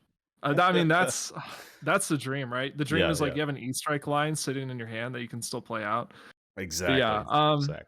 So yeah, I think it'll probably be pretty relevant with Hunted coming up. Like you have 2 heroes that are more reaction based, and you have 1 hero that will probably play Lynx or will play like some play lines where knowing the best Blizzard window is like going to be pretty important. So this is a pretty skill intensive card, but it is incredibly powerful, and I would probably say like it can be a game winning card. Like there will be games where after the game when you're chatting with your opponent, they'll be like, yeah, I lost when you played the Blizzard.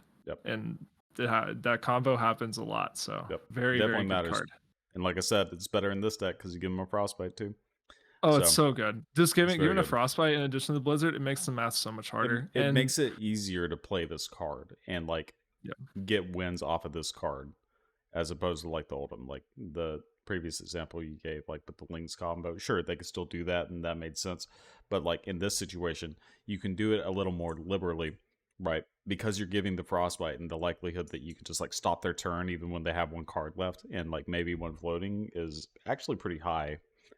So it almost makes me want to go up to 3 copies, but there's just like some decks where like there's risk to 3, right? Just there is risk to 3. Block. So it just depends. This could be the next meta, and we'll kind of see once we discover some of the newer cards, right? Where an extra copy of Blizzard could be very important. I could see that. Yeah, but I'm gonna add my quick tip on this card. So you're playing this card against like the mirror or something like that.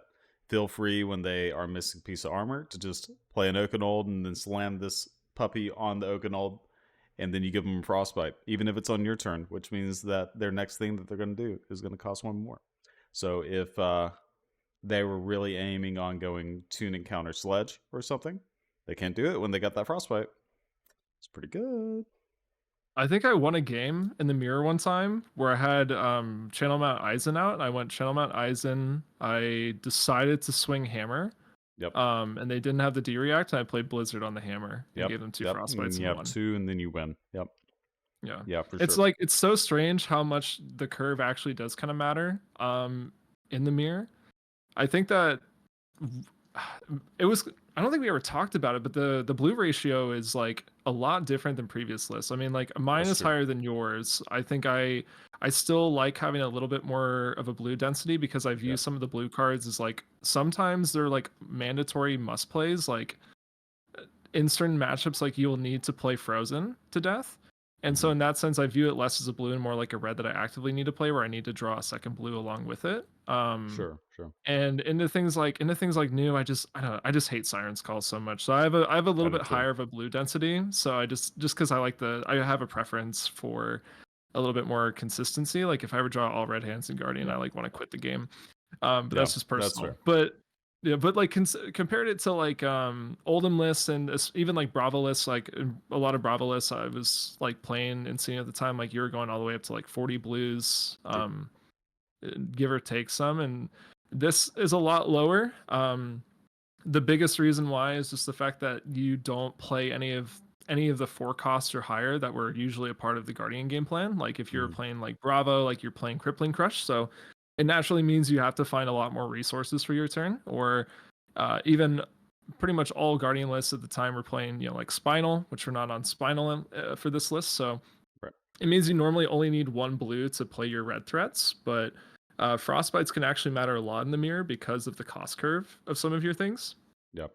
Specifically, something like felling. Like felling is on such a tight curve at 1 blue that if you give them a frostbite and they don't have tunic, it might be the difference between getting to resolve felling or not. So it was also Mhm. kind of I think pretty early on people caught on that you shouldn't be playing summit in the mirror, because if you ever give someone a frostbite, like They they just can't can't swing swing. summit with Yeah. 2 blues. Yeah, and they just like their entire game plan falls apart and they fall too hard on tempo. So Right. yeah, Blizzard in the mirror has its place. Like you can resolve it sometimes and it's actually like pretty impactful. Yeah. So Yeah. Yeah. It's not you just bad. have to keep an eye. Um, You just have to keep an eye on where Tunic is at. So yeah. for them, I'll talk about the blue base just briefly here. So you're at 33, which is lower than the standard Guardian suite, like you said, for the more traditional, like control-y, tempo-y Guardian style. But because of the way this deck is constructed, right, your highest cost card is 3. Besides this card, which we haven't talked about yet, sure. but this is a 5 cost. Everything else in this deck is 3 cost or less. So you are very, very, very easily going to be able to play your hand off of 1 blue, and then whatever else doesn't matter. Just choose the other card that you want to play and then block with the other ones. You're good to go. So having a lower density of blues, so a lower ratio for that, is you want to have enough to where you can basically guarantee you're going to have a blue, which is why it's a little bit higher than half, right? But you really only just need 1 because of the way the deck is constructed. So why are we playing this 5 cost card here? So you're playing Smack of Reality specifically for Viserai. I would say Yep. that's the main reason you would include this card. Viserai is very popular. It's very strong, and I would argue, if you don't have a game plan, it is very favored into you. So Yes. currently, the lists are, they're like kind of stacking and doing little semi like OTKs is the best way I'd describe it. So they're Yep. going to spend a good portion of the game playing things like Malefics, Dirges.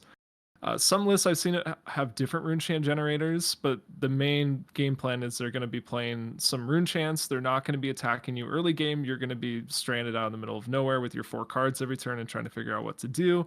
And you need to have a game plan, or else they're just going to stack and then throw a ninth blade at you. They're going to play Yep. like Mordred, go ninth blade. They're going to leave behind like another bajillion rune chants off of all the Yep. Malefic triggers, and they're going to do it again, and you're going to lose. Smack at least means that they have less agency to stack liberally into you. So Yep. if the Viserais know that you're on it, and it can be a little bit more telegraphed if you're on Gauntlet, Goliath Gauntlet specifically, which we also have in the sideboard, Yep. they can adapt to it, but usually any adaptation they would make to the game plan is probably a little bit more beneficial for you. So best case scenario, the Viserai you're playing against, whether it's because they don't worry about the card, they don't know you have it, or they just aren't able to combo early, you're able to play Smack with a lot of different outlets. So the most obvious one is Pummel, but that's also why we're on Flourish in the deck as well, is because with Flourish plus Goliath Gauntlet or with Icequake, you're able to get it up to the tower keyword. Yep. And the hope is that they have like, over 20 rune chants stacked, or at least like double digits, like something that's they've been spending a good portion of the game on, taking damage over, and have played a lot of their rune chant generators for. And if you're able to clear all of that and start them back at square 1 halfway through the game, they normally can't really win.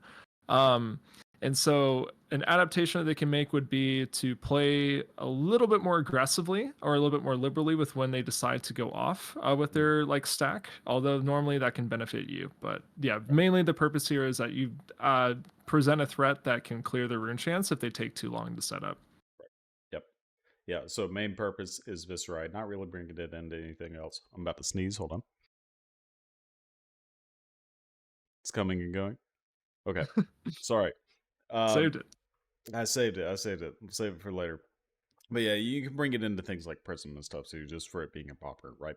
But the big thing is Viserai is just having a way to, counteract somebody who is just trying to disrespect you, right?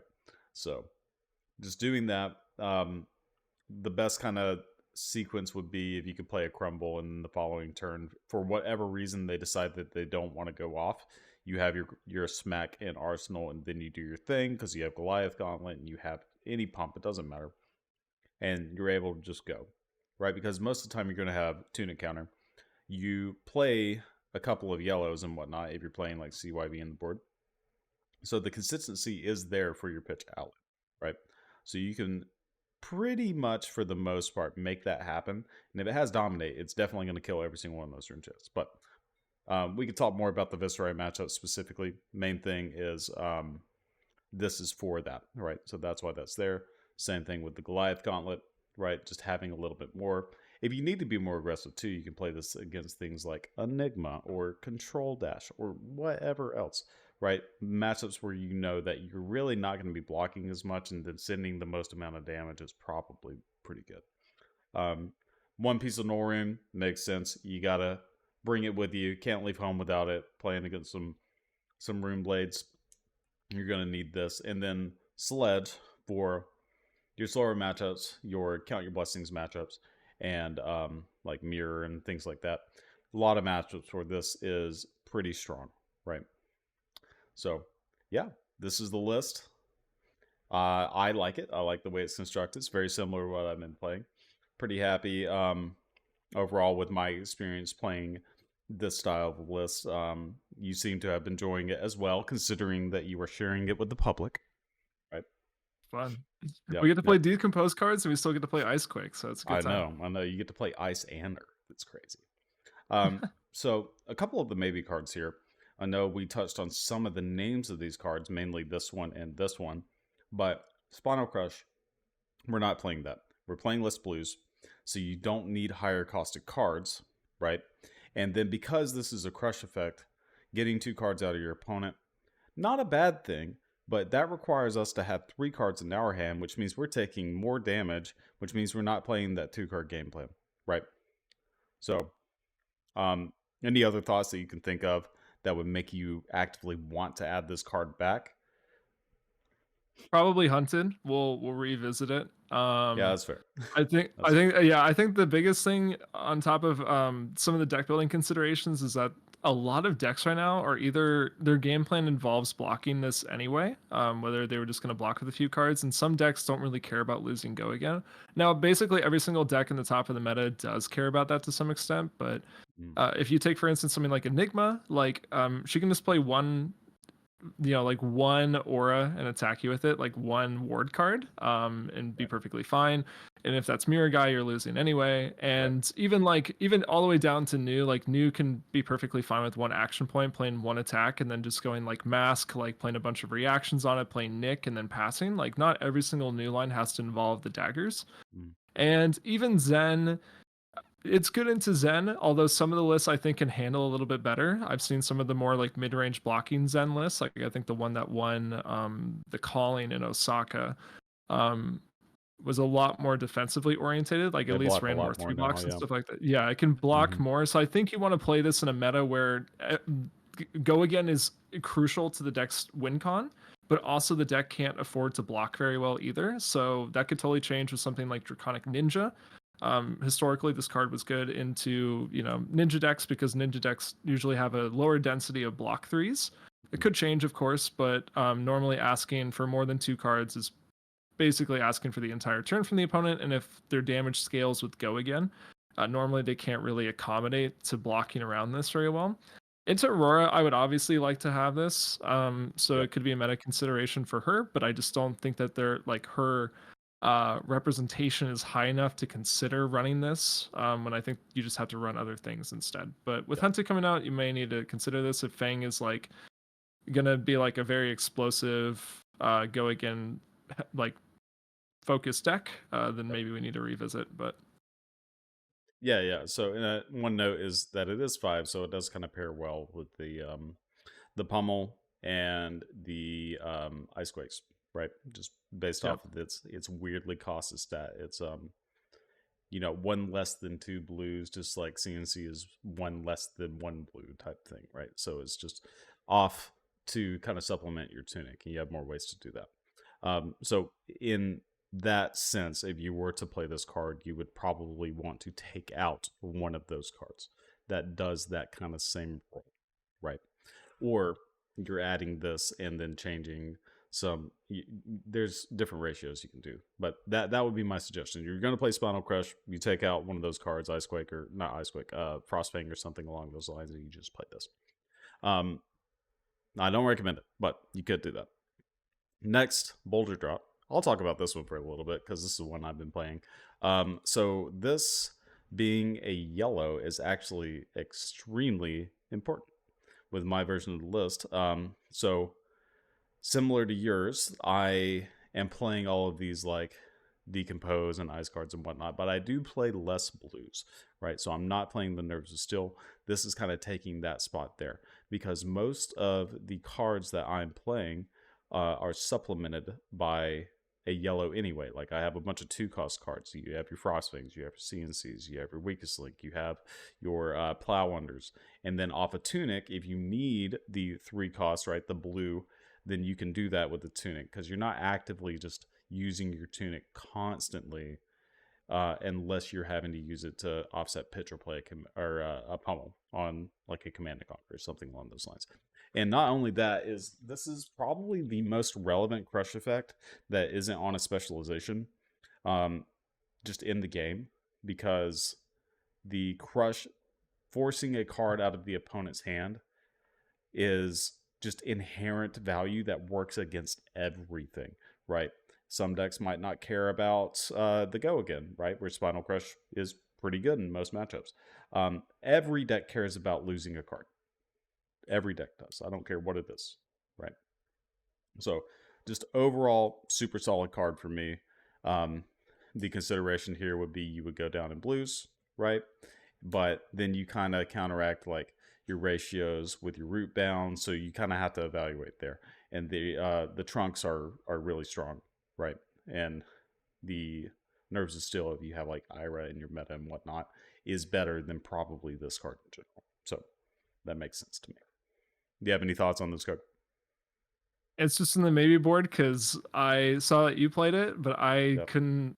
I I couldn't bring myself to do it, so it's in the maybe board. I That's could fair. I could be swayed on it. I guess my skepticism on it, I guess to say, is the 3 cost is a little unfortunate. I think if it was Yep. 2 and I could pummel it on curve or play Icequake on it, I would feel a lot better about it. I think Oh, the you fact just it's a tunic. yellow, that's true. Yeah, because it's always tunic. Yep.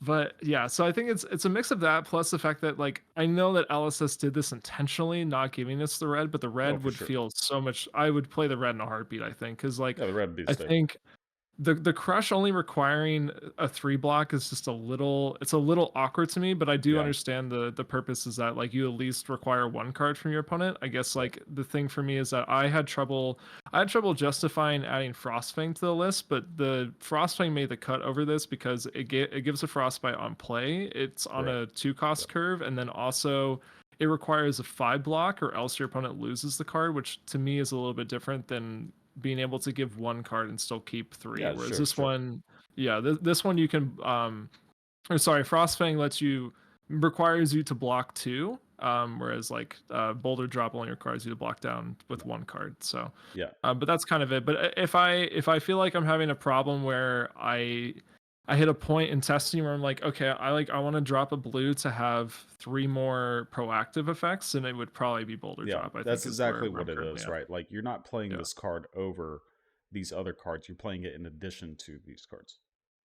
Right. So it's a, you know, the just like any other yellow, it's like kind of the middle road, right? Like it's there for your pitch when you need it, and it's also there to be played and have some relevance. Like you play this card against Aurora, whether you're pumping it or not, they do kind of just look at it and they look, oh, okay, well, all my cards blocked for 2. That sucks.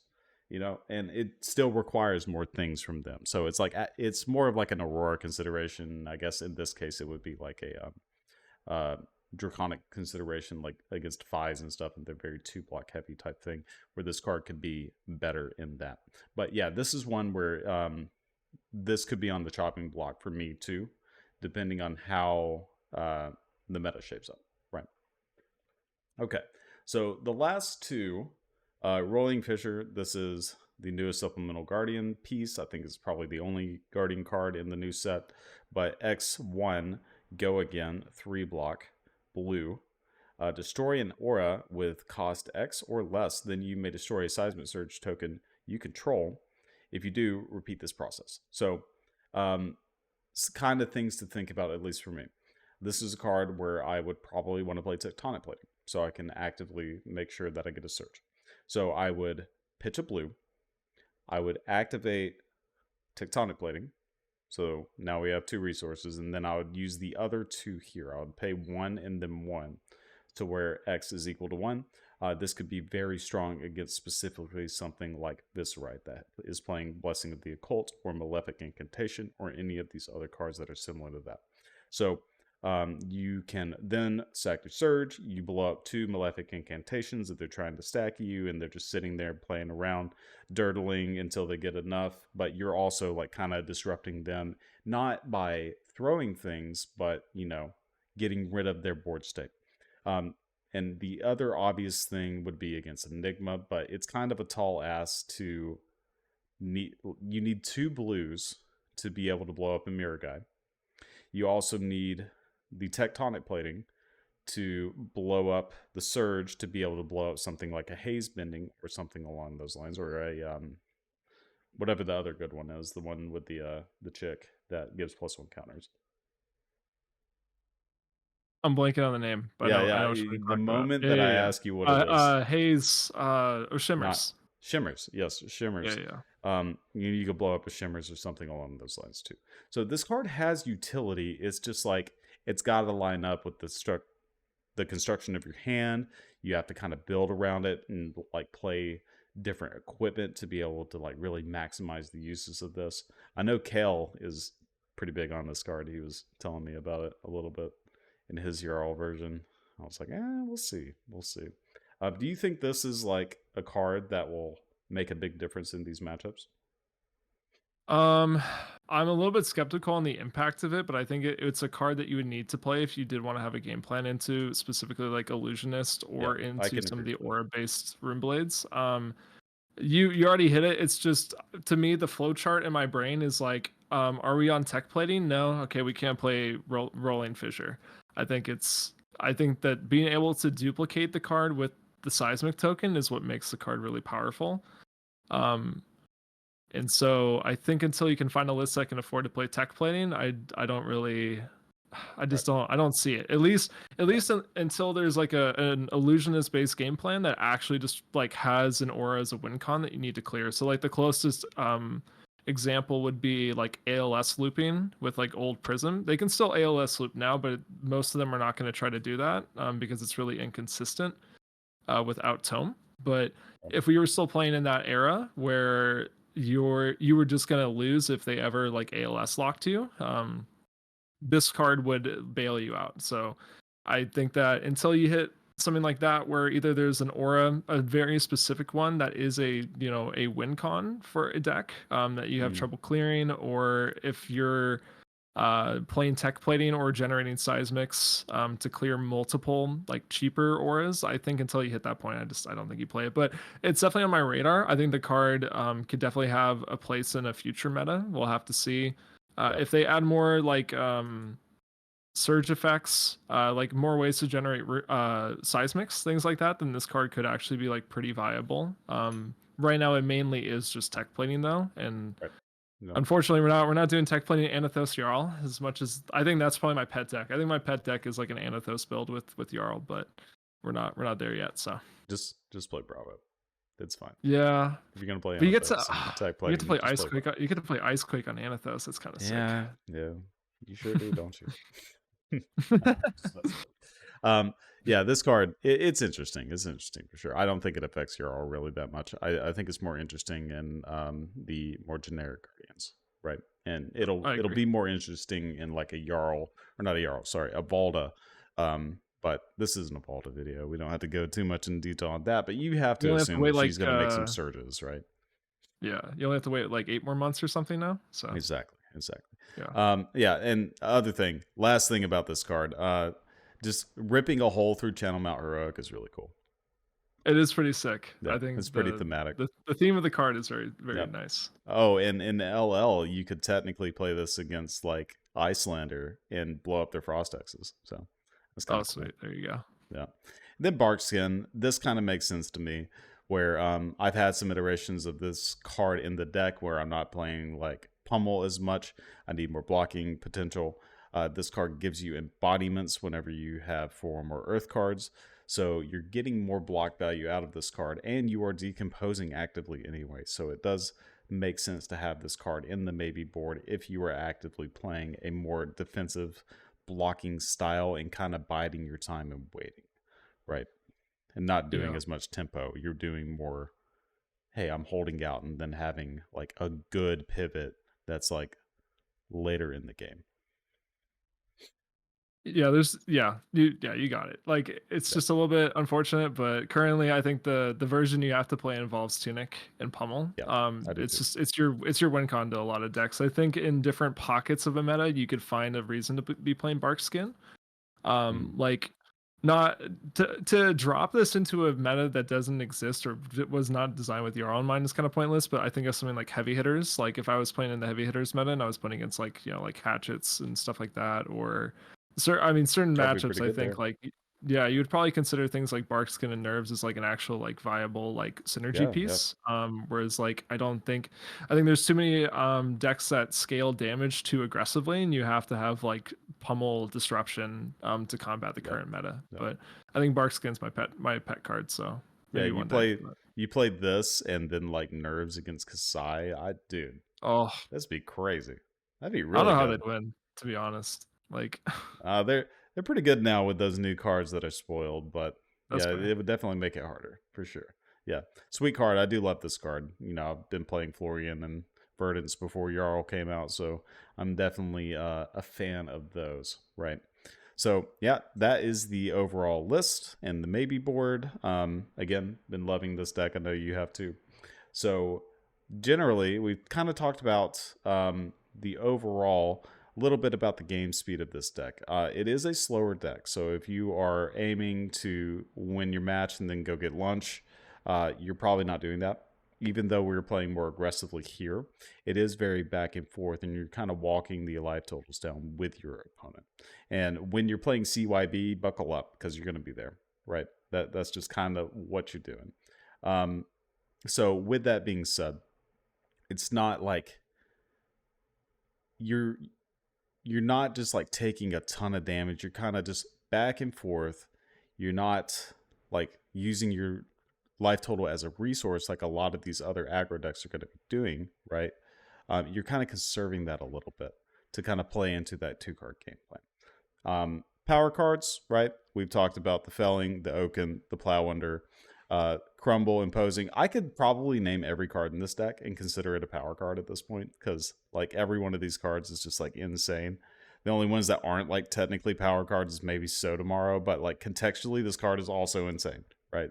So every card contextually is very strong, but the cards that I'm actively trying to play as many times, all 3 copies every single game, are going to be things like Command & Conquer, Felling, Oaken Old Fused, and then Plowunder, Frostfang, Pummels, right? And then I guess Crumble too, right? Like if you can turn one to Crumble or play your channels. Those are the big things. It's just because the card pool is so deep. You just like the amount of iterations that I'm sure that you can relate to this, where you have to cut cards that fundamentally historically have been so powerful, and you're like, Oh yeah, I don't why yeah, it's incredible. Like the card pool is just so deep. Like every card in this list like is strong like individually and also in conjunction with like other stuff that the deck is doing. Like yeah. They're yeah, everything here is a power card. So right. so you should never feel bad about really like blocking with things sometimes, because you'll find another spot where you get to do something very strong later on in the Yeah, game. And yeah, sometimes it's exactly. not until like second cycle, but like if you pitch stack an Oaken, you know, you're about to do some of the most broken stuff you've ever seen in your Yeah, life in the second yeah, cycle. So, yeah. Especially if you sequence it to where they're like back to back, you feel like you're cheating. oh, Like it was look a at lot easier with Crown of Seeds. It's a lot more skill intensive now, but true, true, definitely true. Okay, so let's talk about some of the sideboard options for the expected meta right now. We'll talk about the MST heroes, Viserai, and Aurora, right? So it's going to be 5. We'll go ahead and we'll just go top down, right? So we have Aurora here playing the Norman boots. You're playing Stalagmite. Everything else makes sense. You wouldn't want to play Goliath, Rootbound, or Sledge. I guess you would want to play Rootbound if you could have AB staple to it or something like that. But, you know, you got to have your AB for the Arc Lightning turns. So right now we have 57 cards. We'll tell yeah, you what those it extra cards should are be the supposed to Frost be. Fangs and the Pummels as well. Okay. That'll go into that matchup, and I think the cut would probably be a blue if I had to imagine. I just haven't exactly figured out exactly what the one card is. You can also run 61. I don't really know how much of a problem that really presents, but It's not a huge deal, um, but you could probably just cut a Sotomorrow. This card you're that probably actively not using most of the time. yeah. So, yeah, you could cut a Sotomorrow, go down to 56, play the Frostwing and the Pummel, and then you have your disruptive kind of build. And this is very similar to what you would be doing against things like Azalea or like Hyper Aggro Dash or Dash IO or a Bolton, for example. Like you would play this style of game plan into those as well. What are you trying to do in this matchup? Like, what you're just Um, trying to play disruption as much as you can? Are you trying to block a little heavier? Like what's your deal? I would say that you're probably usually trying to send disruption most Yep. turns. I think if you give the Aurora too much breathing room, you're opening yourself up to her getting like really good scaling damage hands, Yep. especially when she gets up to like 5 cards. But you also have to be aware that blocking her is a little bit disruptive sometimes if some of her game plan revolves like it's mainly just if you see like Channel Lightning Valley or if you see Burn Up Shock, you normally want to take sometimes a little bit more of a Yep. defensive approach. It's time to block Um, usually, for sure. yeah, usually letting those on hits resolve is normally never worth whatever you're going to send, because something with Guardian is that taking damage is usually a liability, because if you take a ton of damage to send disruption and they block it and just set up and pass back to you, and if your hand isn't gas again, you're normally too high of a life total deficit to ever get the game back in your favor. So you have to be really careful with it. So normally I would say in most matchups you want to walk down life totals with people. I would say there's probably only like a couple matchups where you actually ever want to like actively keep 4 cards, you actively want to block with all 4 cards. But um I would say you're pretty comfortable like doing a bit of blocking and attacking into Aurora. You just need to always be making sure that she doesn't have like free reign to set up like arc lightning Yeah. turns for free. Like they normally have to come at a price, usually the price of her armor. So Right. Yeah, the big thing is like obviously if there's a relevant on any of those cards, whether that's through Channel Lightning Valley or like a snatch or something along those lines, pretty important to stop that. Burn Up Shock, like you said, very important to stop those cards, because the value of you sending something back isn't worth the additional life total that comes at the expense of those extra cards that they get or the extra damage that comes from those, right? Whereas, like, if they're just attacking with a flittering charge and they decide to lightning press it, like, who cares about 4 damage when you're going to send CNC pummel, right? Like, it's all very much based on what your response back is into that. You got to kind of look at the opportunity cost of that. Yep. Okay, just kind of thinking about it too. Another option that I could see is E-Strike could be another potential cut if you wanted to cut one of these over the blue, if you just want additional blues. Now you are going to be on, you're on 33, yeah, because you're cutting the Flourish. One thing that you could consider too that I've done in the past is cutting all of the Sotomaros, because your game isn't usually going to be very late, playing the Flourish back in because it's just Earth block 2, right? And then you have your 60 right there. And if you get late game and you draw a Flourish and you have like a Felling of the Crown, you can come in for 10. Very difficult for them to block that sometimes. So some options here, but this is a great baseline, the way I would kind of look at this. Okay. Closing thoughts. Good to go to the next one. I think so. I would say it's probably a matchup that you're probably pretty happy to see. I would say that even like we talked about, we've made some considerations in terms of deck building that I would say fundamentally have made Aurora a little bit worse. But whatever percentage it is, I still think you're pretty happy with that matchup. I think things like Stalagmite really go a long way at limiting how much damage she can deal, especially with Blizzard as well. You have disruption on your turn, you have disruption on her turn. She's never really able to properly resolve a lot of her combo pieces into you the way that she would want to, just because of ice itself as a design element. So I would say pretty. If you could just play against Aurora, I think every single round in Swiss, I think you'd probably be very happy. You would prefer that over playing against Enigma? Yes, any of the MST heroes for sure, sure. Out of all the tier 1 decks, I think that. To talk about it a little bit, I think that Jarl kind of struggles a little bit with the tier 1, which is why I think he's probably not. I wouldn't classify him as tier 1 right now. No, at all. Yeah. And I think that I think if you were to take every deck that you consider to be tier 1, that's probably a mix of like the MST heroes and like Aurora and Viserai. You can maybe throw Azalea like into like a 1.5 category maybe. Like she tops some events, but she's not super consistently topping. But Aurora is a very proven strong tier 1 deck. All the stats point to that. Some people argue about fundamentally if it's a little bit overplayed, but she's a very good deck and she's very strong. But out of everything, that's probably the matchup that you would be the happiest to see. So yeah, I think so. I would consider this favored, but I wouldn't say drastically, right? Especially at a very high level. There's sometimes they can just like high roll the crap out of you. They flicker with Wisart Lightning and then do a full combo or something along those lines. It is possible. It's a thing that can happen, but it's not normal, I would say. But even though it is favorite, I'd probably give it like 5% more. So 55-45, maybe something along those lines. Because if you make a mistake at a certain spot and they have like a really good channel response, like it could really mess you up. A lot of stuff can definitely pop off for the Aurora player. Yep.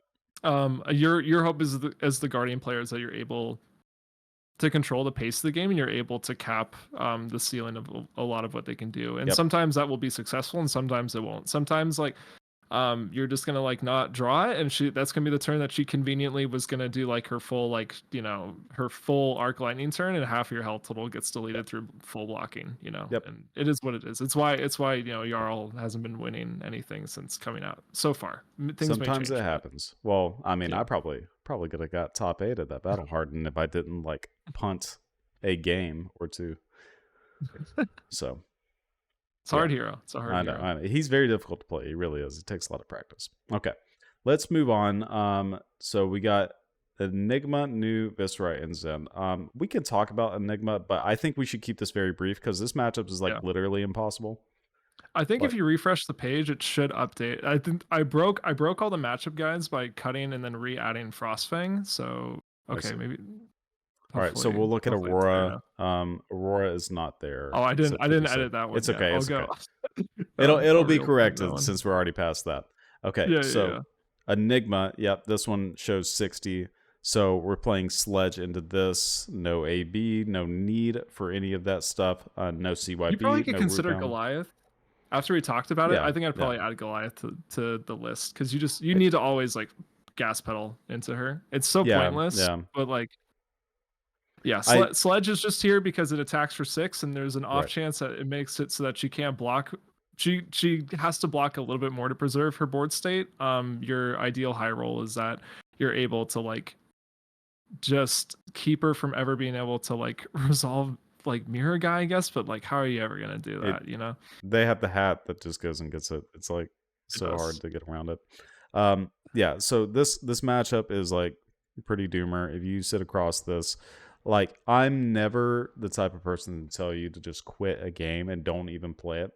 You should try, but I'm the type of person that's going to try for about 3 turns, and when I notice that they're playing optimally, I will probably just pick it up, because it is going to be a waste of time. Just take a mental break, you're good to go, right? At least attempt it. Maybe you can just get lucky and you play Okano pummeled, 2 or 3 turns in a row, depending on how many of those you're playing. But even if you do that, they can say, okay, in response to the Okanold hit trigger, I'm going to play my ores out after I've taken damage, and then they have all their ores back. Like, it's just that specific interaction makes it so impossibly hard to beat them. And then the fact that they can just say, I'm going to make a mirror guy whenever they want to. I think the moment that I knew it was correct to just phone in this matchup was a while ago I made a list. It was Anathos based, and it was the opposite. It was sacking the new matchup to try to like beat Enigma. So it was playing all the 8 power blues. It was playing Rouse. It was on Anathos, so you could just go like really clean, Yeah. like Zealous Yeah. into Anathos for 6. It was on Zealous. It Yep. was even on Plume, so you could recur Summer's Fall on Yep. demand back I've to tried your this mirror list guy. before. And I played it against a testing partner and got O2 washed immediately. Now, to be fair, that was on a 10k build, so if they're not on 10k, then maybe things change a little bit. But that felt so hopeless, and I was like, this entire deck was Yeah. structured for this one matchup in mind, and we still couldn't do it. So Yeah, there's it's probably no impossibly point. hard. Yeah, if you want Until any, oh, I was just gonna say, until another card is printed, like, that's better than something like Roiling Fissure, because I don't think that card's like amazing for the stance that Jarl is trying to take. Like, that this matchup is just not going to be something that you can do. Like, if Enigma is the most popular deck and you expect to play against 3 Enigmas in a tournament, you shouldn't bring Jarl. That's all there is to it.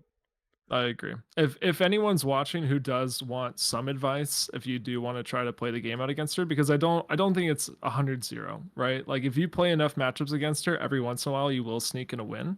Sometimes that could just be like the Enigma making a mistake or bad variance, but if that is the case, like, you can play to like the one, like the 2 out of 10 chance that you might actually win the game. A lot of it's just going to be not letting them keep a board, so you're always going to be needing to send as much damage as possible in a turn. There's some disruption you can play as well into, that's also pretty helpful, but the ice cards can be good too once she blocks a traverse. So once you go through the traverse line to go get Mirror Guy, the game plan has to be that anytime Mirror Guy hits the table, it cannot live 1 turn. So you need to take all the damage of that if that's what you need to do to be able to send everything back at her. Some of the ice cards are actually kind of helpful, because if she was just going to protect it with like Sink Below and she doesn't have Tunic up because she used it to do the Mirror Guy line, to be able to play it and then use the Tunic counter to swing it, then if you play something like Ice Quaker, your plan was to pummel a Frostfang or something like that, it does actively make it a little bit harder. A nice like middle ground you can hit is that she keeps the Mirror Guy, but she's not able to keep enough cards to actually attack with it. So then you get another turn to try to find like an answer to it. And then that's probably about it. That's really, I mean, like, it really is her win con, and then if she finds Restless, it's kind of over. But yeah, the main game plan for you as the Jarl player is you just want to send as much damage as possible. Right. You probably want to sit on something in your arsenal until you see Mirror Guys, so it's your choice of whatever you see first. So that could be ideally a pump card that converts, so that would be like Ice Quaker, Pummel, or E-Strike, like something that can get go again. You can put something like Felling or Oaken in your arsenal maybe, but like you really want to have like a go again card, because the plan here is that you're going to keep 5 cards to try to answer the Mirror Guy, and so normally having one of those is usually the avenue to victory, but it's kind of a wash, so don't think too hard about it. Yeah, I mean, it's fair. I appreciate you telling people like the general plan if you can make it happen, but like, it's, don't feel bad if you lose every Enigma match with this deck, because I have lost every Enigma match with this deck against like testing partners and whatnot. It's just it's pretty bad. It's pretty bad. But this is the only matchup that is like really like that. So everything else is like definitely very winnable. Like, I think almost every matchup literally is definitely very winnable. I think Kano is like pretty unfavored, but it's better than playing against Enigma, right? Just because you have the CYBs. It's also like you're ice. probably like, do you probably have the best Kano matchup of any Guardian, I would probably argue. Yeah, even with AB1, because you which can, is funny. yeah, you can kill striders, which is something that the other Yeah. ones can't do. So Yeah. he really is like he's the Jund to Fab to me. It's just like you walk into the room and you're probably like That dead even, that's if a not good a way to little put bit it. disadvantaged Mhm. into every single player, but like that's like probably okay for the tournament, you know? Yeah, exactly. That's Yeah. why I really like him. Okay, so then we have new. So new, next MST hero here. So you're playing Stalagmite, Fist, all these other things here. CYB, that's the big one. And then you're cutting, hey, Fruits of the Forest, and then Smack Reality. Now, this is something that I've been doing for new. Big thing to take away from this is new will just attack you with your own blue attacks, and that's super annoying. But when you only play one set of a blue attack and you can board that out to where none of the blues actually do anything, then it's like not bad. It's like she doesn't really have a hero power that does anything other than mill your deck. So, Yeah. yeah. Um, there's still some blues that are a little bit unfortunate for her to play against you, but if you Winner's consider Bite the is one. alternative, Yeah, Winner's Bite is such a liability sometimes. it can be. Yeah. Yeah, I remember there was a new I played against recently, and I had I had a close iteration of this list where the whole plan was the blues were all very bad, Yep. and they had like a line that had like two transcend cards.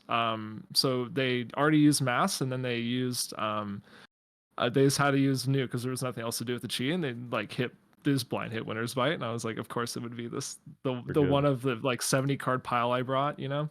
The biggest question of the new matchup, and I'm sure that you'll have an opinion on this, is whether or not to bring Stalag and Sure. Fist versus Sledge, and I think that I'm probably leaning towards Sledge.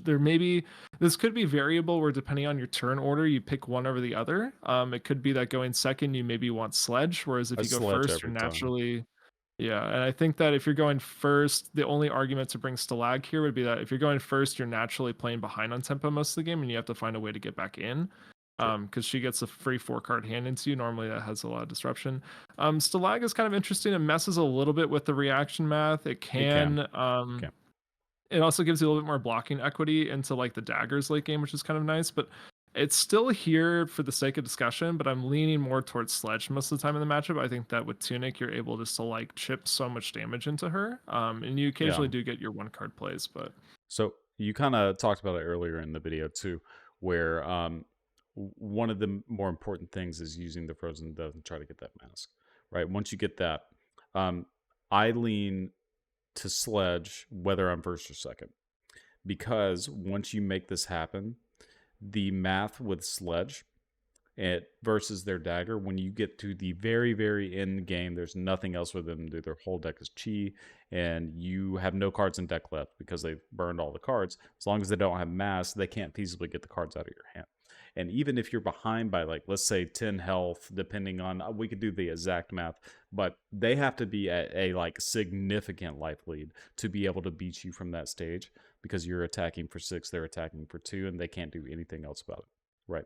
So that's why I lean personally to Sledge. I can see the merit to Stalagmite. Don't get me wrong. Like, if you can snuff like a turn where they're going bonds and trying to do a bunch of reacts and stuff like that, like that's kind of a big deal.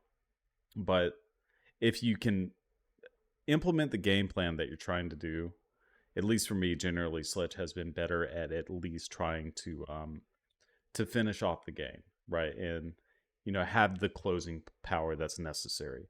Because I mean, let's be honest, a lot of the game, all your 3 blocks are also 3 power, right? So you're using those to block. The cards that you're keeping are going to be your flourishes, your Winner's Bites, your Sotomaros, and things like that, which make your Titan's Fist come in for 3, mhm. right? So Yeah. that's the potential risk that you. I've gone back and forth, like even over all the different versions of Jarl I played. I feel like I would just like randomly pick if I wanted to play Stalag or Sledge. I feel like I want like 50 more reps just like beamed into my brain so I can get the answer This is faster. one that But you need to practice a lot for sure. yeah, I need to yeah, practice this significantly more than I already have.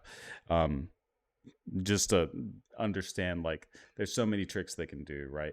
It's not, I kind of like compare it to old Dory in a way where hmm like Old Dory, they have these reactions. You need to block over certain things depending on the context of the hand, right? But different from Dory is not only can they give +3s, they can give +3s and then a +1. They can give +3s based on their own card effects. They can give +5 with just a nick. They can, if you block too much and you keep one card in hand and they have a chi in hand, they can just get the last card out of your hand using their mask and they make you discard. It's just like there's so many things that you have to think about that then dictate how you should block. But if you do it incorrectly, assuming a risk, then it can like instantaneously lose you the game too. So like this is one where it is exponentially critical for you to like really understand the possibilities that they have and track what they have done, what they have pitched. Like you just have to be super aware when you play this matchup. If you do that though, I do think this matchup is slightly favored. I can see. I would agree, honestly. Especially the list that we present today is so tuned. It is so warped by new. Yes, that It's is a good point. incredible how many concessions you have to make in deck building for the existence of her. But I think that if you do make the concessions where you're not going to play any like attacks that she can play in blue, Yeah. I think that the match is actually pretty good for you, especially if you're on CYB, because CYB just lets you outlive a lot of her. There's a lot of good things about CYB. One of the things is that you can block down on something like bonds or a hand rip effect, and if she pushes it, you can play the CYB in response. Yep. It's really good conversion. You can play it early. You can just play it whenever. It's just a good card. And she, without mask, if you're able to kill mask, her damage output gets very low in the end game, and so CYB can just completely like close up the gap that you get in terms of life total. It does a lot of stuff. You're able to put an arsenal to play around codex, but then if she ever does pressure your arsenal with like CNC or leave, you're able just to play it in response. It's perfectly fine.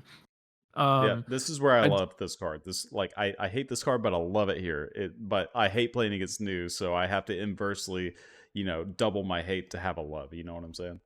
Yeah, I don't know if that makes any sense. It does because like being able to play things at instant speed against her from anywhere is like so important. Like I definitely realized that playing with the Earth Heroes. I've been playing a lot of Verdants at my locals lately, and like just being able to block 6 on a bonds, have them give up everything, even like an equipment piece, and just going like, okay, I'm gonna discard 2 fruits. I'll take the damage. Like any effects like that, where you can make them commit their armor or their power reacts to it, and then in response you dump their hand to make the push meaningless, is like very good for you. So yeah, one thing I want to mention though, what is important too is, let's say somebody or the new is like presenting a leave no witnesses.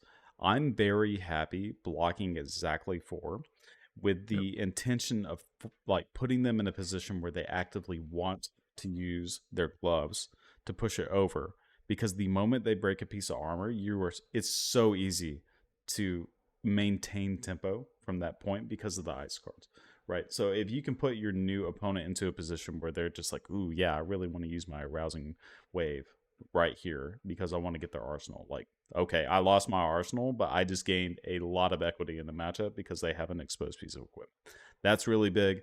Then the other thing is like against a Siren's Call, you have 1 blue, like we talked about with the Blizzard. You can do that to the dagger, which is pretty cool. But if you have a CYB, then you could just be like, oh yeah, their Siren's Calling. Okay, my 1 blue, I'm going to pitch that, play a CYB. I'm going to show you my yellow and my red in my hand. And they're just going to be like, huh, okay, well, all right, fair enough.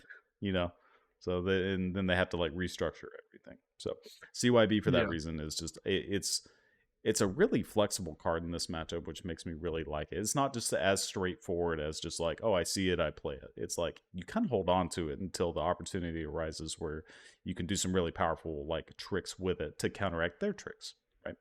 Yeah, that's how I view it. It's like you're not playing a whole lot of D-reacts in this list. So you're not really able to answer a whole lot of their stuff in the reaction window. But to me, like CYB is like the best reaction based like answer, because like you said, like it answers things that like that a D-react couldn't, like Siren's Call, like you could sometimes like do sirens, or when they Siren's Call and you have like 1 blue, sometimes you consider like playing sync to like maybe bottom your blue into a red or something like that. But it's like normally it's like usually not correct. Normally it's too much of a gamble sometimes, but like CYB is just like, it's such a clean like instant speed interaction with that deck, so you're able to play on the same axis as them. Something about new that's like really difficult. I test a lot with Pankaj, Ethnic Smoke, and I think he was telling me he was because I was so frustrated. I was like, I feel like this deck has so many forks compared to Dory, whereas with Dory you can pretty much math out every single line that they could have, and then Exactly. like, That's what I was and talking about. normally you can come to like the correct answer. But the problem is that like,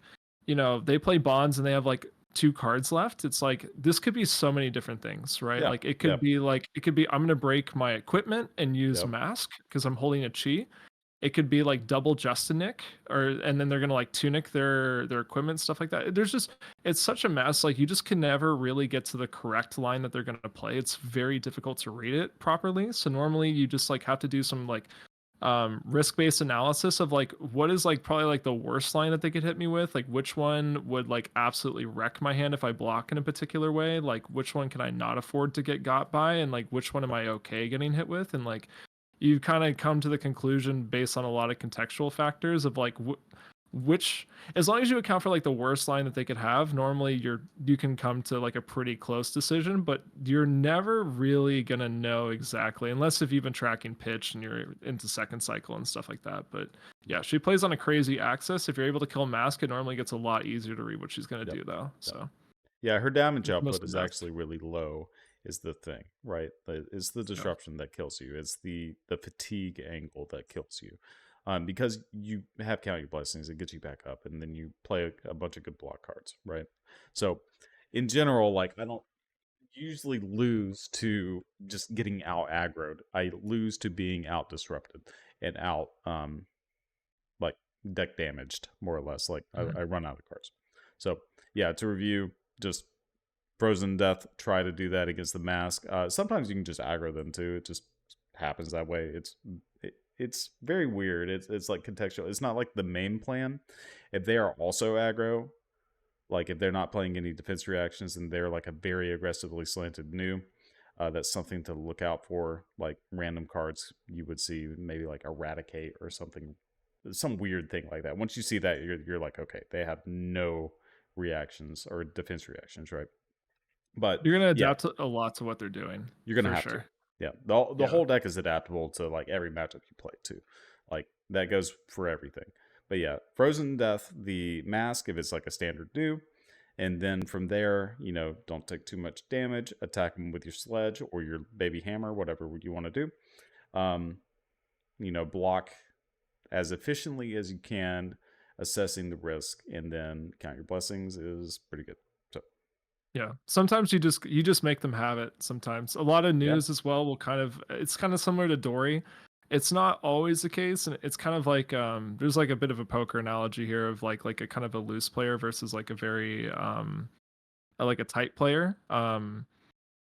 Some people like to bluff with the hero too, so you can read that kind of early on. If sometimes they just like, if they keep stuff to bluff things, like even like good players like will bluff. And you have to be aware of that. Like I see, like it was very common with Dory. Like sometimes, like even a good Dory player just bluff in the right spot because like they know that you'll like believe that they're playing a correct line and like make the wrong decision based off of that. But the biggest thing here is that you're playing a lot of disruption and you're playing the ice cards. Like you want to pummel Frostfang into new because the less cards she's able to keep, the easier the tricks are to read. It's very similar to Dory. Whereas like if you're sending disruption usually every single turn and chunking her life total down, if she like actually just like properly blocks like every single disruptive piece, your job gets a lot easier on the defensive end because you really do want to be attacking her. There's definitely a fatigue angle here where she runs out of damage a lot faster than you do. If she's forced to block with like her 3-block pumps, for instance, that's so much damage she loses from deck. If she ever blocks with Justinic, you've just removed so much of her like output. So yeah, just making sure that she like, it's fine if you put her on 4-card hands sometimes, and because like some of her hands just do next to nothing, and there'll be some spots where like you put her on the 4-card hand and then like they send something and you're just like not going to block it because you're just going to like force them to have something, and that's okay. It's a very hard back and forth, and like even after this hero being out for what like 6 months now, I still feel like Yeah, it feels like too long. I still feel like I learn new things every time I play against it. Like even playing I Jarl agree. into new right now, I still feel like every single game there's just something new that I learn. So Yep. I would say probably say out of everything, it's probably the most skill intensive matchup. She is a very hard hero to play against, but on the flip side, Yep. she's also very difficult to play, and so you'll find that you'll probably get a lot of It's true. wins if you just stick to a very regimented game plan against her. So Yep. Yep. All fine points that I agree with. So, okay, two more. Almost there. We oh, got Viserai. So we're playing Crown, all this other stuff that you normally would, Norman Boots, and then Sledge here. Then CYB, some other disruptive pieces. Let's see what we're taking out. We're taking out Felling of the Crown, Rebound Carapace, Weakest Link, and then Blizzards. So, yeah, Goliath should be in. I'll make that change Goliath right now. should be in. That's important. Um, Goliath is in. It's why it's here. I added that I yes, think today. yes, The Goliath is obviously here for Smack of Reality, so that if they take too long to stack into you, that you have options for that. yep. CYB is pretty interesting here. It's a little bit counterintuitive. It's on I 60 was parts chatting. too. Yeah, It's important to lean know. 60 because you have to find you're never at risk of fatiguing out in this matchup or anything like that. And so you need to find the disruption pieces immediately. So you need to run a lean 60 so that way you're finding the copies of CYB, you're finding smack as early as possible or pummel whatever component there is to it. And CYB is a little bit interesting. I was convinced on playing this card in this matchup by it was actually Vero in global today because I was like, I saw it in the sideboard matchup plan, like what's going on here, and I like the idea. So this is in theory because Yep. I'm not tested it. I'm not sure. Have you tested? I'm assuming you've. I have tested this a Right. lot, yes. Okay, and so you believe in CYB and into the Viserai. Absolutely. Yeah. Yeah, I I was think sold. it's I was sold in necessary. theory. I was sold in theory. As soon as it was explained to me, I was like, okay, we're gonna talk about this with zero reps, but the theory is all there. So I'll let you take over on this one. But to Yeah, sure. reiterate what I've heard is that the idea is that you're fine resolving these even if they're on Reaping Blade because just getting them into banish means that you can park one in Arsenal for when they do the combo turn and you're able to negate a lot of the damage that they're pushing. And then if they Don't do that. ever oh, don't do that? Okay. I All right, don't I'll let just you. burn. I Okay, don't yeah, yeah. burn them just to burn them. Like I make sure that I always gain life on Okay. these. So Okay. I just won't actively use those, right? So the first one, it doesn't matter. You're gonna gain life anyway because you're both at 40, Yep. and it's equal life total, so you gain it, right? Now, then I agree with the statements you were making, where you just park it in Arsenal, wait until they decide to burn or whatever. A lot of times, I will. Sorry, wife busted in the You're good. door and was giving me a look. A lot of times, I will just kind of pitch these back into the deck as well, which is kind of important in a later game state because if they are spending a lot of time turns doing setups and not attacking you, I want to have other pieces of potential disruption ready to go so I continue to get them off of big hands. Because the moment they have like 20 rune chance and they have a 4 or 5 card hand, I mean that spells you dead real quick. UDED immediately. But if you can say like, okay, I'm going to play a Command and Conquer. This forces them to block a couple of cards. I'm going to play a Frostbane, force them to block a couple of cards. And you know, you understand this just from playing competitively and whatnot. That like, if you have a CNC and a Frostbane, you're going to play one, you're going to arsenal the other, ready to go. You draw another disruptive piece. You play one, arsenal the other until you get to a position where you inevitably will draw a hand that doesn't have the disruption. Then you have the backup to go. Then you're more likely on the follow-up turn to be able to continue to do that.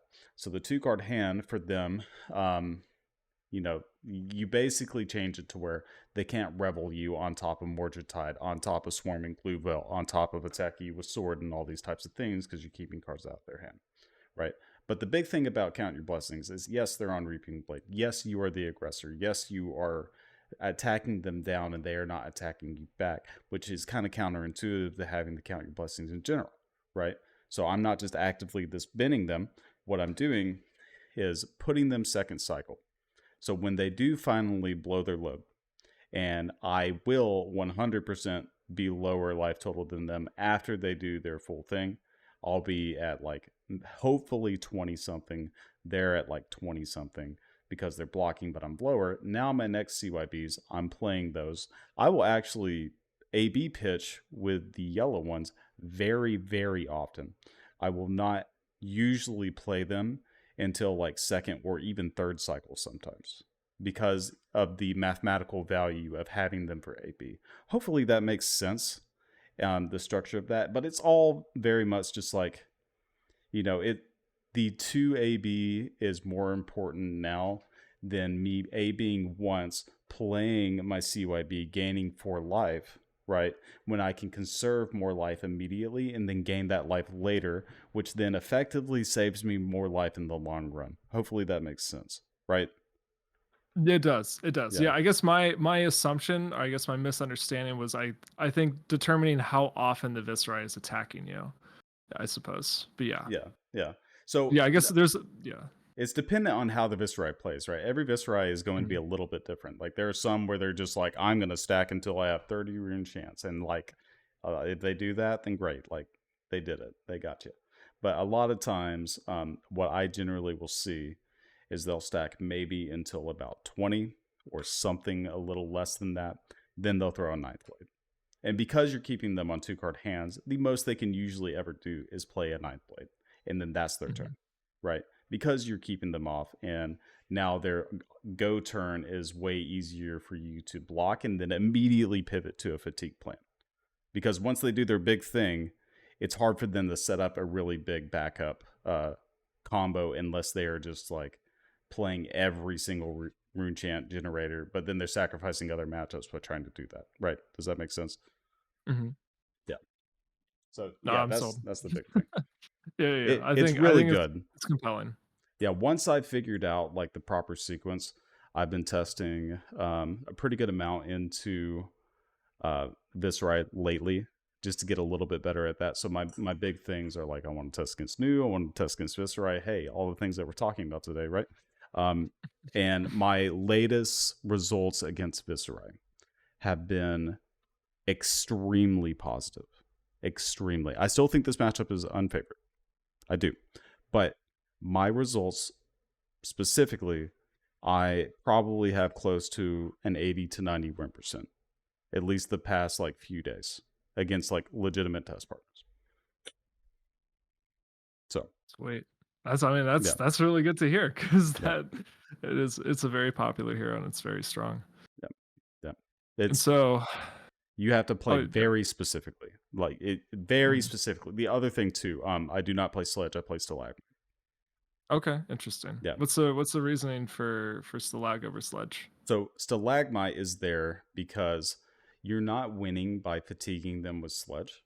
You're fatiguing them by them running it themselves out of cards, right? You will almost never need the damage from Sledge, and the raw damage doesn't really do anything. Whereas the Stalagmite, when they do decide to have their go turn, just like any Stalagmite turn that you would have anyway, there are specific instances to where you can block with a Stalagmite and then stop like a Reaping Blade or something along those lines, which is a big deal when you're trying to do the fatigue angle, right?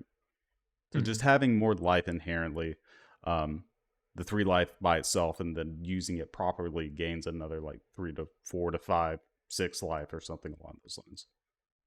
Or it puts them in a position where they will have to play differently, which means that they are not playing as optimally, which means that saving you more life just by it existing. Okay, yeah. I mean, all right, I'll make the change. This one's. I guess I'm phoning a friend on this one. Hey, that's fine. That's fine. I wasn't able to test the. I was gonna say adding CYB for me was so late, so all my testing into Viscerai was without it. So it sounds like it has a very different game plan. Yeah, everything else I completely agree with. Like cutting the weakest link, cutting the extra blues, since you do play more blues than I have been playing. I think that makes sense. Blizzard is actually pretty strong against them once they do their pivot turn. It's always a block 3. Yeah. It's always a block 3. I guess, right? That's fair. Yeah. I guess the cut would be So tomorrow. You would replace it. Yeah, Probably? it could be. Or would you keep it in So? Well, again, my ratios are a little bit different. So for me, I cut Felling, I cut Rootbound, I cut I think E-Strike. Interesting. I feel like I would want E-Strike. Yes, but having the other cut that I would have to do is plow under, but I like having the extra earth and also the extra Yeah. like mini disruption randomly, and it being a yellow to be able to cast your CYVs is not terrible.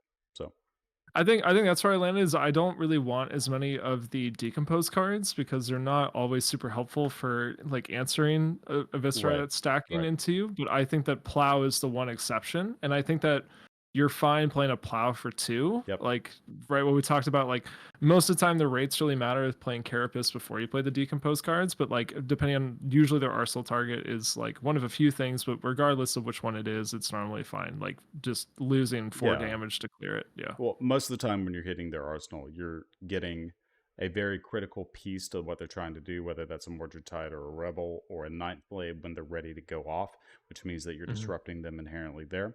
Or it is a defense reaction, which is also, doesn't matter when you play a Plow Under, which means that you're getting rid of like a Reducer Rune Chant or something along those lines. Right. So yeah, here I don't think you really need to change anything else. I do like the Blizzard just because there are some spots where you can really throw them off by playing it in like a very pivotal point, and it also being a blue is generally a block 3 inherently by itself, That's right? fair, yeah. I So cut I cut nerves for it. okay, Yeah, just 2 yeah, copies of you, nerves, you so can you can cut a couple of copies of that, and that's fine because casting the nerves doesn't really do anything. It being a 3 it does block nothing is in that pretty matchup, decent, yeah. but any blue is kind of like a 3 block anyway. So, Sure, sure. but yeah, definitely cut felling. Felling does like literally nothing into them, like Yeah, literally so with nothing. Carapace. So Yeah. yeah, and same thing with the weakest. So yeah, all in all, I think this matchup is probably slightly underfavored, but is very dependent on how the Viserai is built. If they are on like a very heavy blessing of occults and they're playing like rune blood incantations and like whatever else, right? Like all these different things. Even the yellow one, right? That like gives 4 rune chants, and yeah, if they're just like stacking like crazy, then that matchup is like very, very difficult to beat. But if they're just on the standard and they're playing like 2 blessing and they're playing like more aggressive, they're playing like rainbow rune rager swarms and whatnot, that is very winnable with this list. I think it's at least 50-50, if not maybe slightly favored, which is the more things that I've been testing against because that's the more common thing to see. Yep. Yep. Good with me. Sounds good. All right. So last one is Zen. So I 100% agree with the equipment and the rest of the things, cutting a Sotomaro, cutting the Flourish, cutting Smack, and cutting Count Your Blessings. So I agree with this. The only marginal difference that I would potentially make is playing the Flourishes over the Sows, because if you're playing lean 60 like this, you're not expecting the matchup to go to a really late game. So the added Flourish, just randomly making your like felling and your plow a little bit bigger, could be better. That's a maybe. But if you have an argument for Sotomaro, I'm more than happy to concede that, because this card is also very, very good in certain situations. I get it. This could be a bit of the interesting thing with Fab is I feel like a lot of lists are not 100% solid all the time, and I feel like there's a lot of variability in terms of how people even play a list. Sure. A lot of my testing with Zen has actually been very deep into second cycle. Um, I think there could be a couple reasons. It could just be naturally the fact that they don't get to resolve like as many chase lines against you, and they have a bit of trouble constructing the 5 card Mhm. hands. And a lot of that is like with the 60 that we present here, like you, I believe statistically, like have something that completely wrecks their hand, like usually every single hand. Yep. Um, Getting to add weakest link adds so much threat density to the deck, Yep. especially against Zen. So every single turn you have something that doesn't usually let Zen play like a full 5 card hand most of the time. They can get one bailout with the equipment, but normally if they're pretty disciplined with it, it's normally pretty bad for you sometimes. And I have noticed that the matchup has gone pretty deep into second cycle and normally results in like a cosmic endgame, Mhm. which is pretty difficult. And so I kind of like having a couple extra like Fellings or an Oaken just because like I need to just not let them be able to resolve Cosmic is kind of the issue Yeah. I've encountered. I was even playing ice focus lists, which naturally are a lot more aggressive. Like you're playing things like Spinal and Winter's Bite, and I was still finding that like late game they still get to play Cosmics. Like I was it was at a 1K as well. I mean, like I just played against all MST at the 1K, so it was Yeah. It pretty good sounds like it. practice for the heroes. Yeah, Yep. and so I got fatigued out, which was like super interesting because it got to the point in the end game where I had to block a bunch because they got to resolve 2 Cosmics, and Mm. I just had to block out for the rest of the game, and eventually I ran out of cards. And so I've kind of realized in the end game I need to have some natural like threats still left in deck that require them to give up cards, or else like they just get a free Cosmic turn. And so I think getting to put something back in is maybe a little bit more beneficial to me, but it's so Sure. I think it Yeah. is pretty marginal. So it could Yeah. go either way. But I think that if the Zen wants to block out and just like say like I'm just gonna like triple cosmic you if they're even playing triple Yep. cosmic, but even one is already a problem. If their game plan is just like I'm gonna chip damage and then play for cosmic in the end game, like you naturally want like a couple more threats, or you want like a Yeah. Yeah. cleaner Sure. way to like get something in the pitch stack that answers it. But Yep.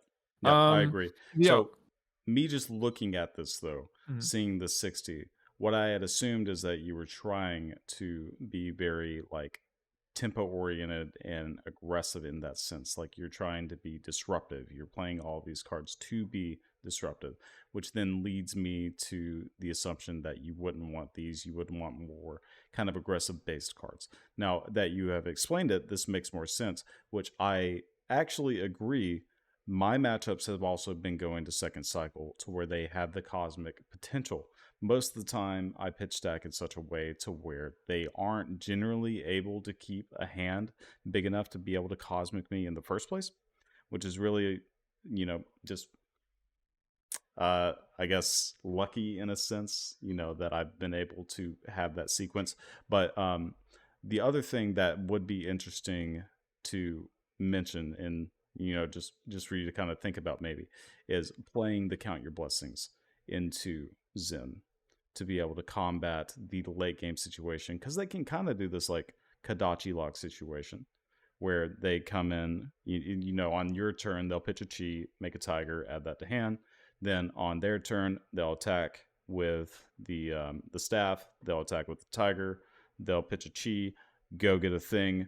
Then they'll attack with the thing, and then they'll attack you with the tiger. Trigger their gloves to make it come in for one, and it's just a whole bunch of pings, right? It becomes like almost like a Katsu-esque thing to where they're going like 1 1 1 1, and it demands all of these cards out of your hand, especially when you're one you used all your armor, where this card becomes very strong against that style of strategy. And it's also pretty decent at making sure you're out of the range of the cosmic.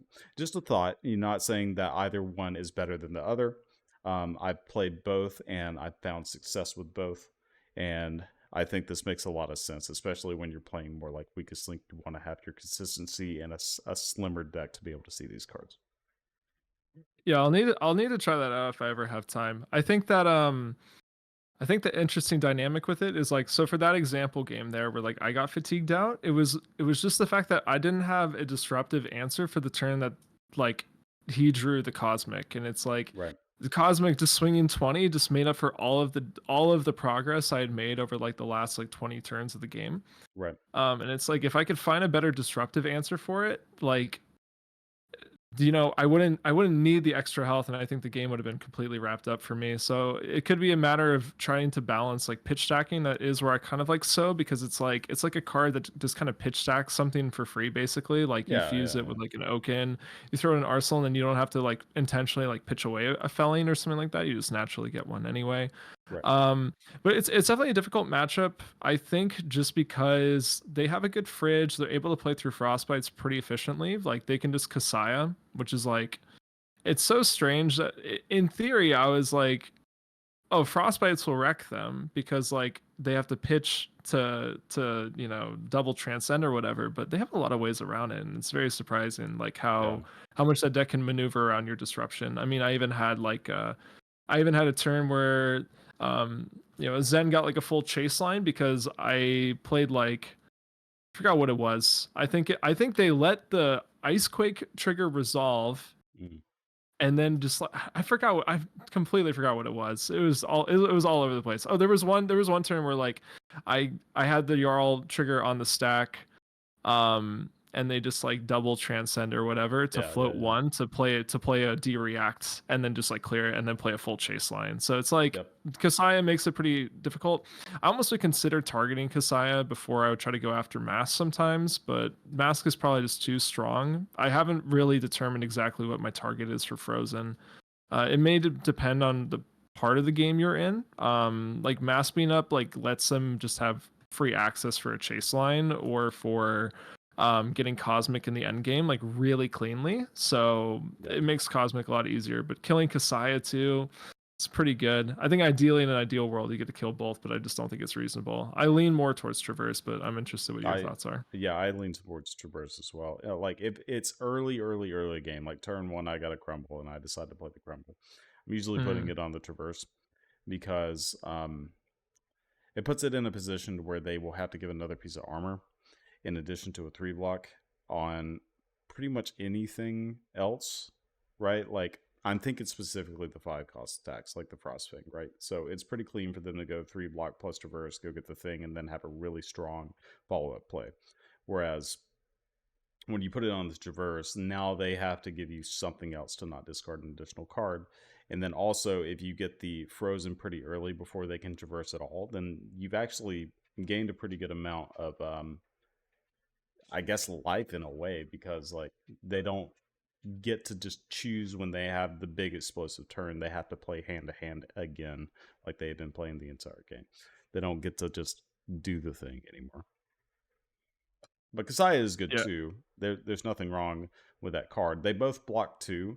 It's just because they want to block with Traverse more, I value putting the counter on Traverse first, if that I would makes agree with sense. that. Yeah. Yeah, I would agree with that as well. I think that Traverse is like clearly the more broken card.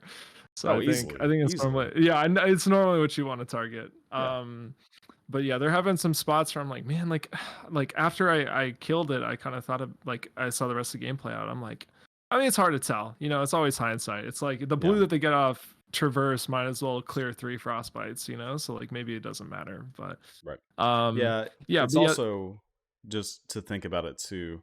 Um, Putting the -1 counter and keeping a -1 counter isn't as important as it was when we were first trying to develop this deck, because we're not playing the block card that requires you to have a -1 counter. So like it literally doesn't matter if they decide to block with the equipment sooner because of that, because they're afraid of Frozen or something like that. Honestly, it probably benefits us for them to do it earlier, just because it opens up the equipment slot and then allows us to be more disruptive, right? yeah. And so I guess what I would say for this matchup is you are normally I would say you're always keeping disruption. Like you just have to. Yeah, for sure, Um for sure. yeah, and you're just walking down the life totals and then like you're trying to like read a lot of context clues. It's a little bit difficult to read their pitch deck sometimes because they shuffle They constantly. shuffle all So the time, yeah. yeah, tracking pitch is almost never relevant. You just need to be aware if you see a cosmic anywhere. Normally Yeah, you'll yeah. see one hit somewhere on the field, so either in pitch or whatever, Yeah, it's and more or then less just just trying keeping to, track of their deck construction, right? How yeah, many Chase the Tails they have left, like what could they potentially get there? How many Tiger Swipes have they used, or what? Not that that's like super important, but aspect of yeah, Tiger, the red one or the body, I think is what it is, where they get mhm. a Tiger back, which is a good combo line with the Chase the Tail. Um, are they pitching Cosmic, like you said? Like that's important. And sure, it's not going to be like, oh, I can track when that's going to happen, but you can track that they have it and that the likelihood later in the game, when it's like turn 15 plus, that it is likely to happen if you do not get cards out of their hand immediately.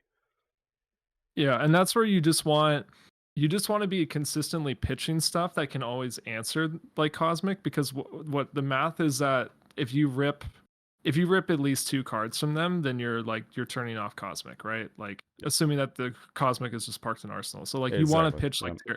you want to pitch Terra Sunder. Like you just have to have it. And then like your end game is just gonna be playing stuff that like doesn't let them like do that usually. So Right. Even like something like Frostfang in second cycle stops, Cosmic, because the There's a frostbite they frostbite. get means Yep. that they can't just pitch 3 cards and pay it Yep. for 9 with it. So Yep. it's a tricky matchup, because like it's so weird because you're playing against an aggro deck, so you have to kind of floor the disruption, or else you can fall too far behind Yeah. if you just like let them resolve all their lines consistently. But they also have like one of the most powerful like end games ever, which is like insane, It's like pretty wild, right? they have a 20 damage blue that they can throw at the last turn of the game, which, like, How I does mean, if Guardian Macho have a 20 Grande was a damage blue? mistake, I don't know what to say Yeah. about Cosmic. So It costs it's 9. It costs.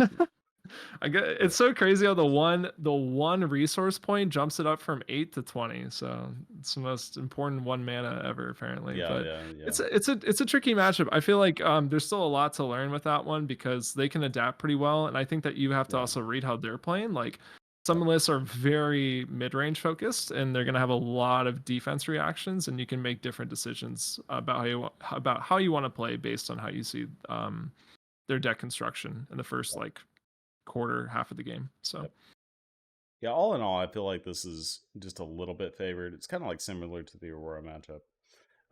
Like when it comes to percentages, like just a little favored, not like incredibly insanely, right? mhm. But enough, like it's still a very skill intensive match. All these MST heroes are busted in half. We already know that. So I was gonna say Zen's probably like gone next month, so yeah, that's true. You don't have to worry you about don't him have to for worry too about it much for too longer. much. Like week Yeah. 1 of RTN season, probably you'll have to figure out how to navigate this. Hey, that's okay. Jarl's got my back. Watch out. Well, that's good. Any closing thoughts on Zen before we wrap this up? I don't think so.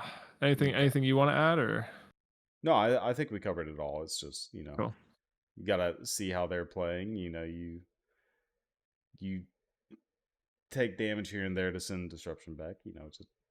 Just general This game is normal plan. Guardian Just stuff. look Yeah. at your hands, see how whether or not you want to attack with these cards or not, and then if you don't want to attack, then you block the efficient things to block. Like it's pretty normal. Yeah, I Okay. think it's just normal Guardian game plan, and then just keep in mind that if you give them 4 cards late game, that you're gonna get hit for 20, and you have to Yep. be ready to either have 20 health to live through it, or you have the answers left in deck to not let them do that. So Yep. Pretty much. Cool. So those are the 5 big ones that we're talking about. There's a few more in here that we aren't going to discuss in the video, but you guys will be able to see that. No big deal.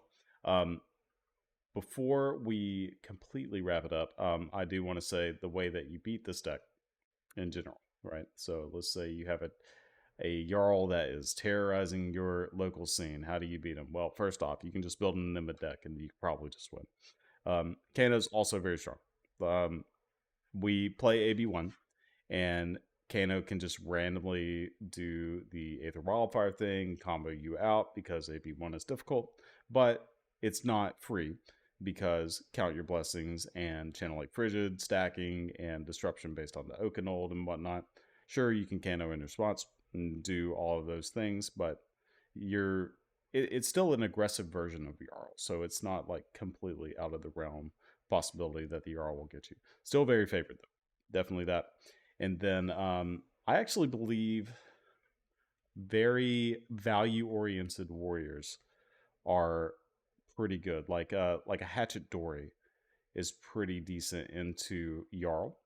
That's playing like a bunch of defense reactions and whatnot, because Jarl doesn't play just a stack full of 3 blocks and a bunch of defense reactions, and the Dory gets so much value out of the Valiant Dynamo, and just gets like the best kind of value out of the deck with utilizing the least amount of cards. Right. So I think you do just end up eventually fatiguing the Jarl. So can you think of any other deck that comes to mind that's just like insanely strong into it? I would say, like, fundamentally anything that plays on the axis that Guardian doesn't want to interact with, you're really favored in. So top of my head is like all the setup based combo decks. Normally, if you're not equipment reliant, and you're not worried about like losing the game if they've frozen one of your equipment pieces, you're probably like doing absolutely fine. So like historically, something like a control style dash that's playing the pistol items. You just like don't that was interact bad because too. like Guardian wants you to attack them sometimes. This is not a deck where we scale with 4 cards. It's pretty much the opposite. Like there's a margin, there's like diminishing marginal gains like once you get past like the 2-card hands a lot of the time. So Yep. we actively normally want to block with like 2 cards. Like you need to block with your 2 cards. You can play your 2-card hand with felling or plow or whatever. And so when you just say like I'm opting out of that, I'm just going to like do my own thing and pass back and basically play solitaire until I'm ready to kill you. Normally Jarl has a very hard time dealing with that. Viserai could adapt a list to stack more, and then like if we don't find smack or if they have an answer for smack, then it's incredibly favored for them. You could play like a Florian list that's playing like scepter and tree and stuff like that, and you're also playing like a semi OTK. So just anything that doesn't want to play on that access or is able to beat it at its own game. So like you're saying, like a really value orientated like warrior could definitely like prey on something like this. Yep, definitely agree. Good points on those. So there are some options that you can do for sure to be able to beat these Jarl decks, but it's always going to be a grindy and skill-oriented game, no matter what. Okay, so this is it. This is the end of the video.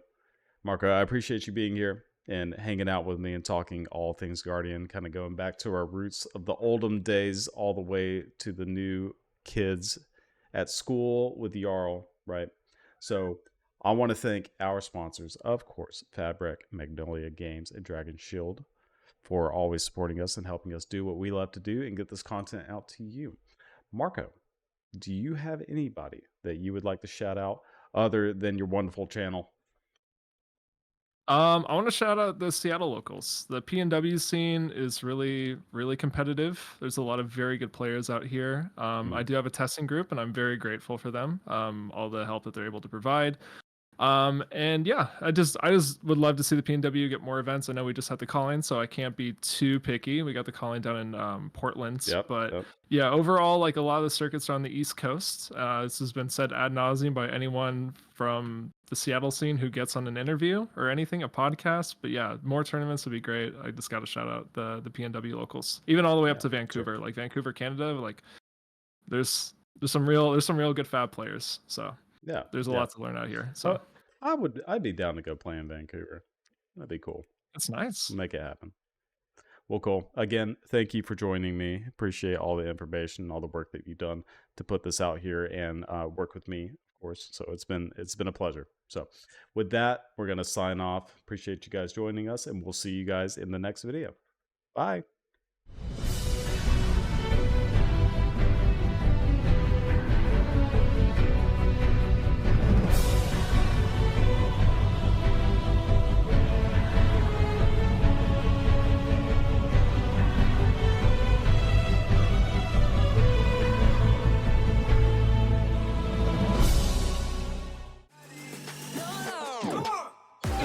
Hey man, did you get the KO deck for Worlds? No one's doing that, okay? Like, Courage to play the whole horse down. Don't kill him. You're getting greedy. You're taking 2 cards.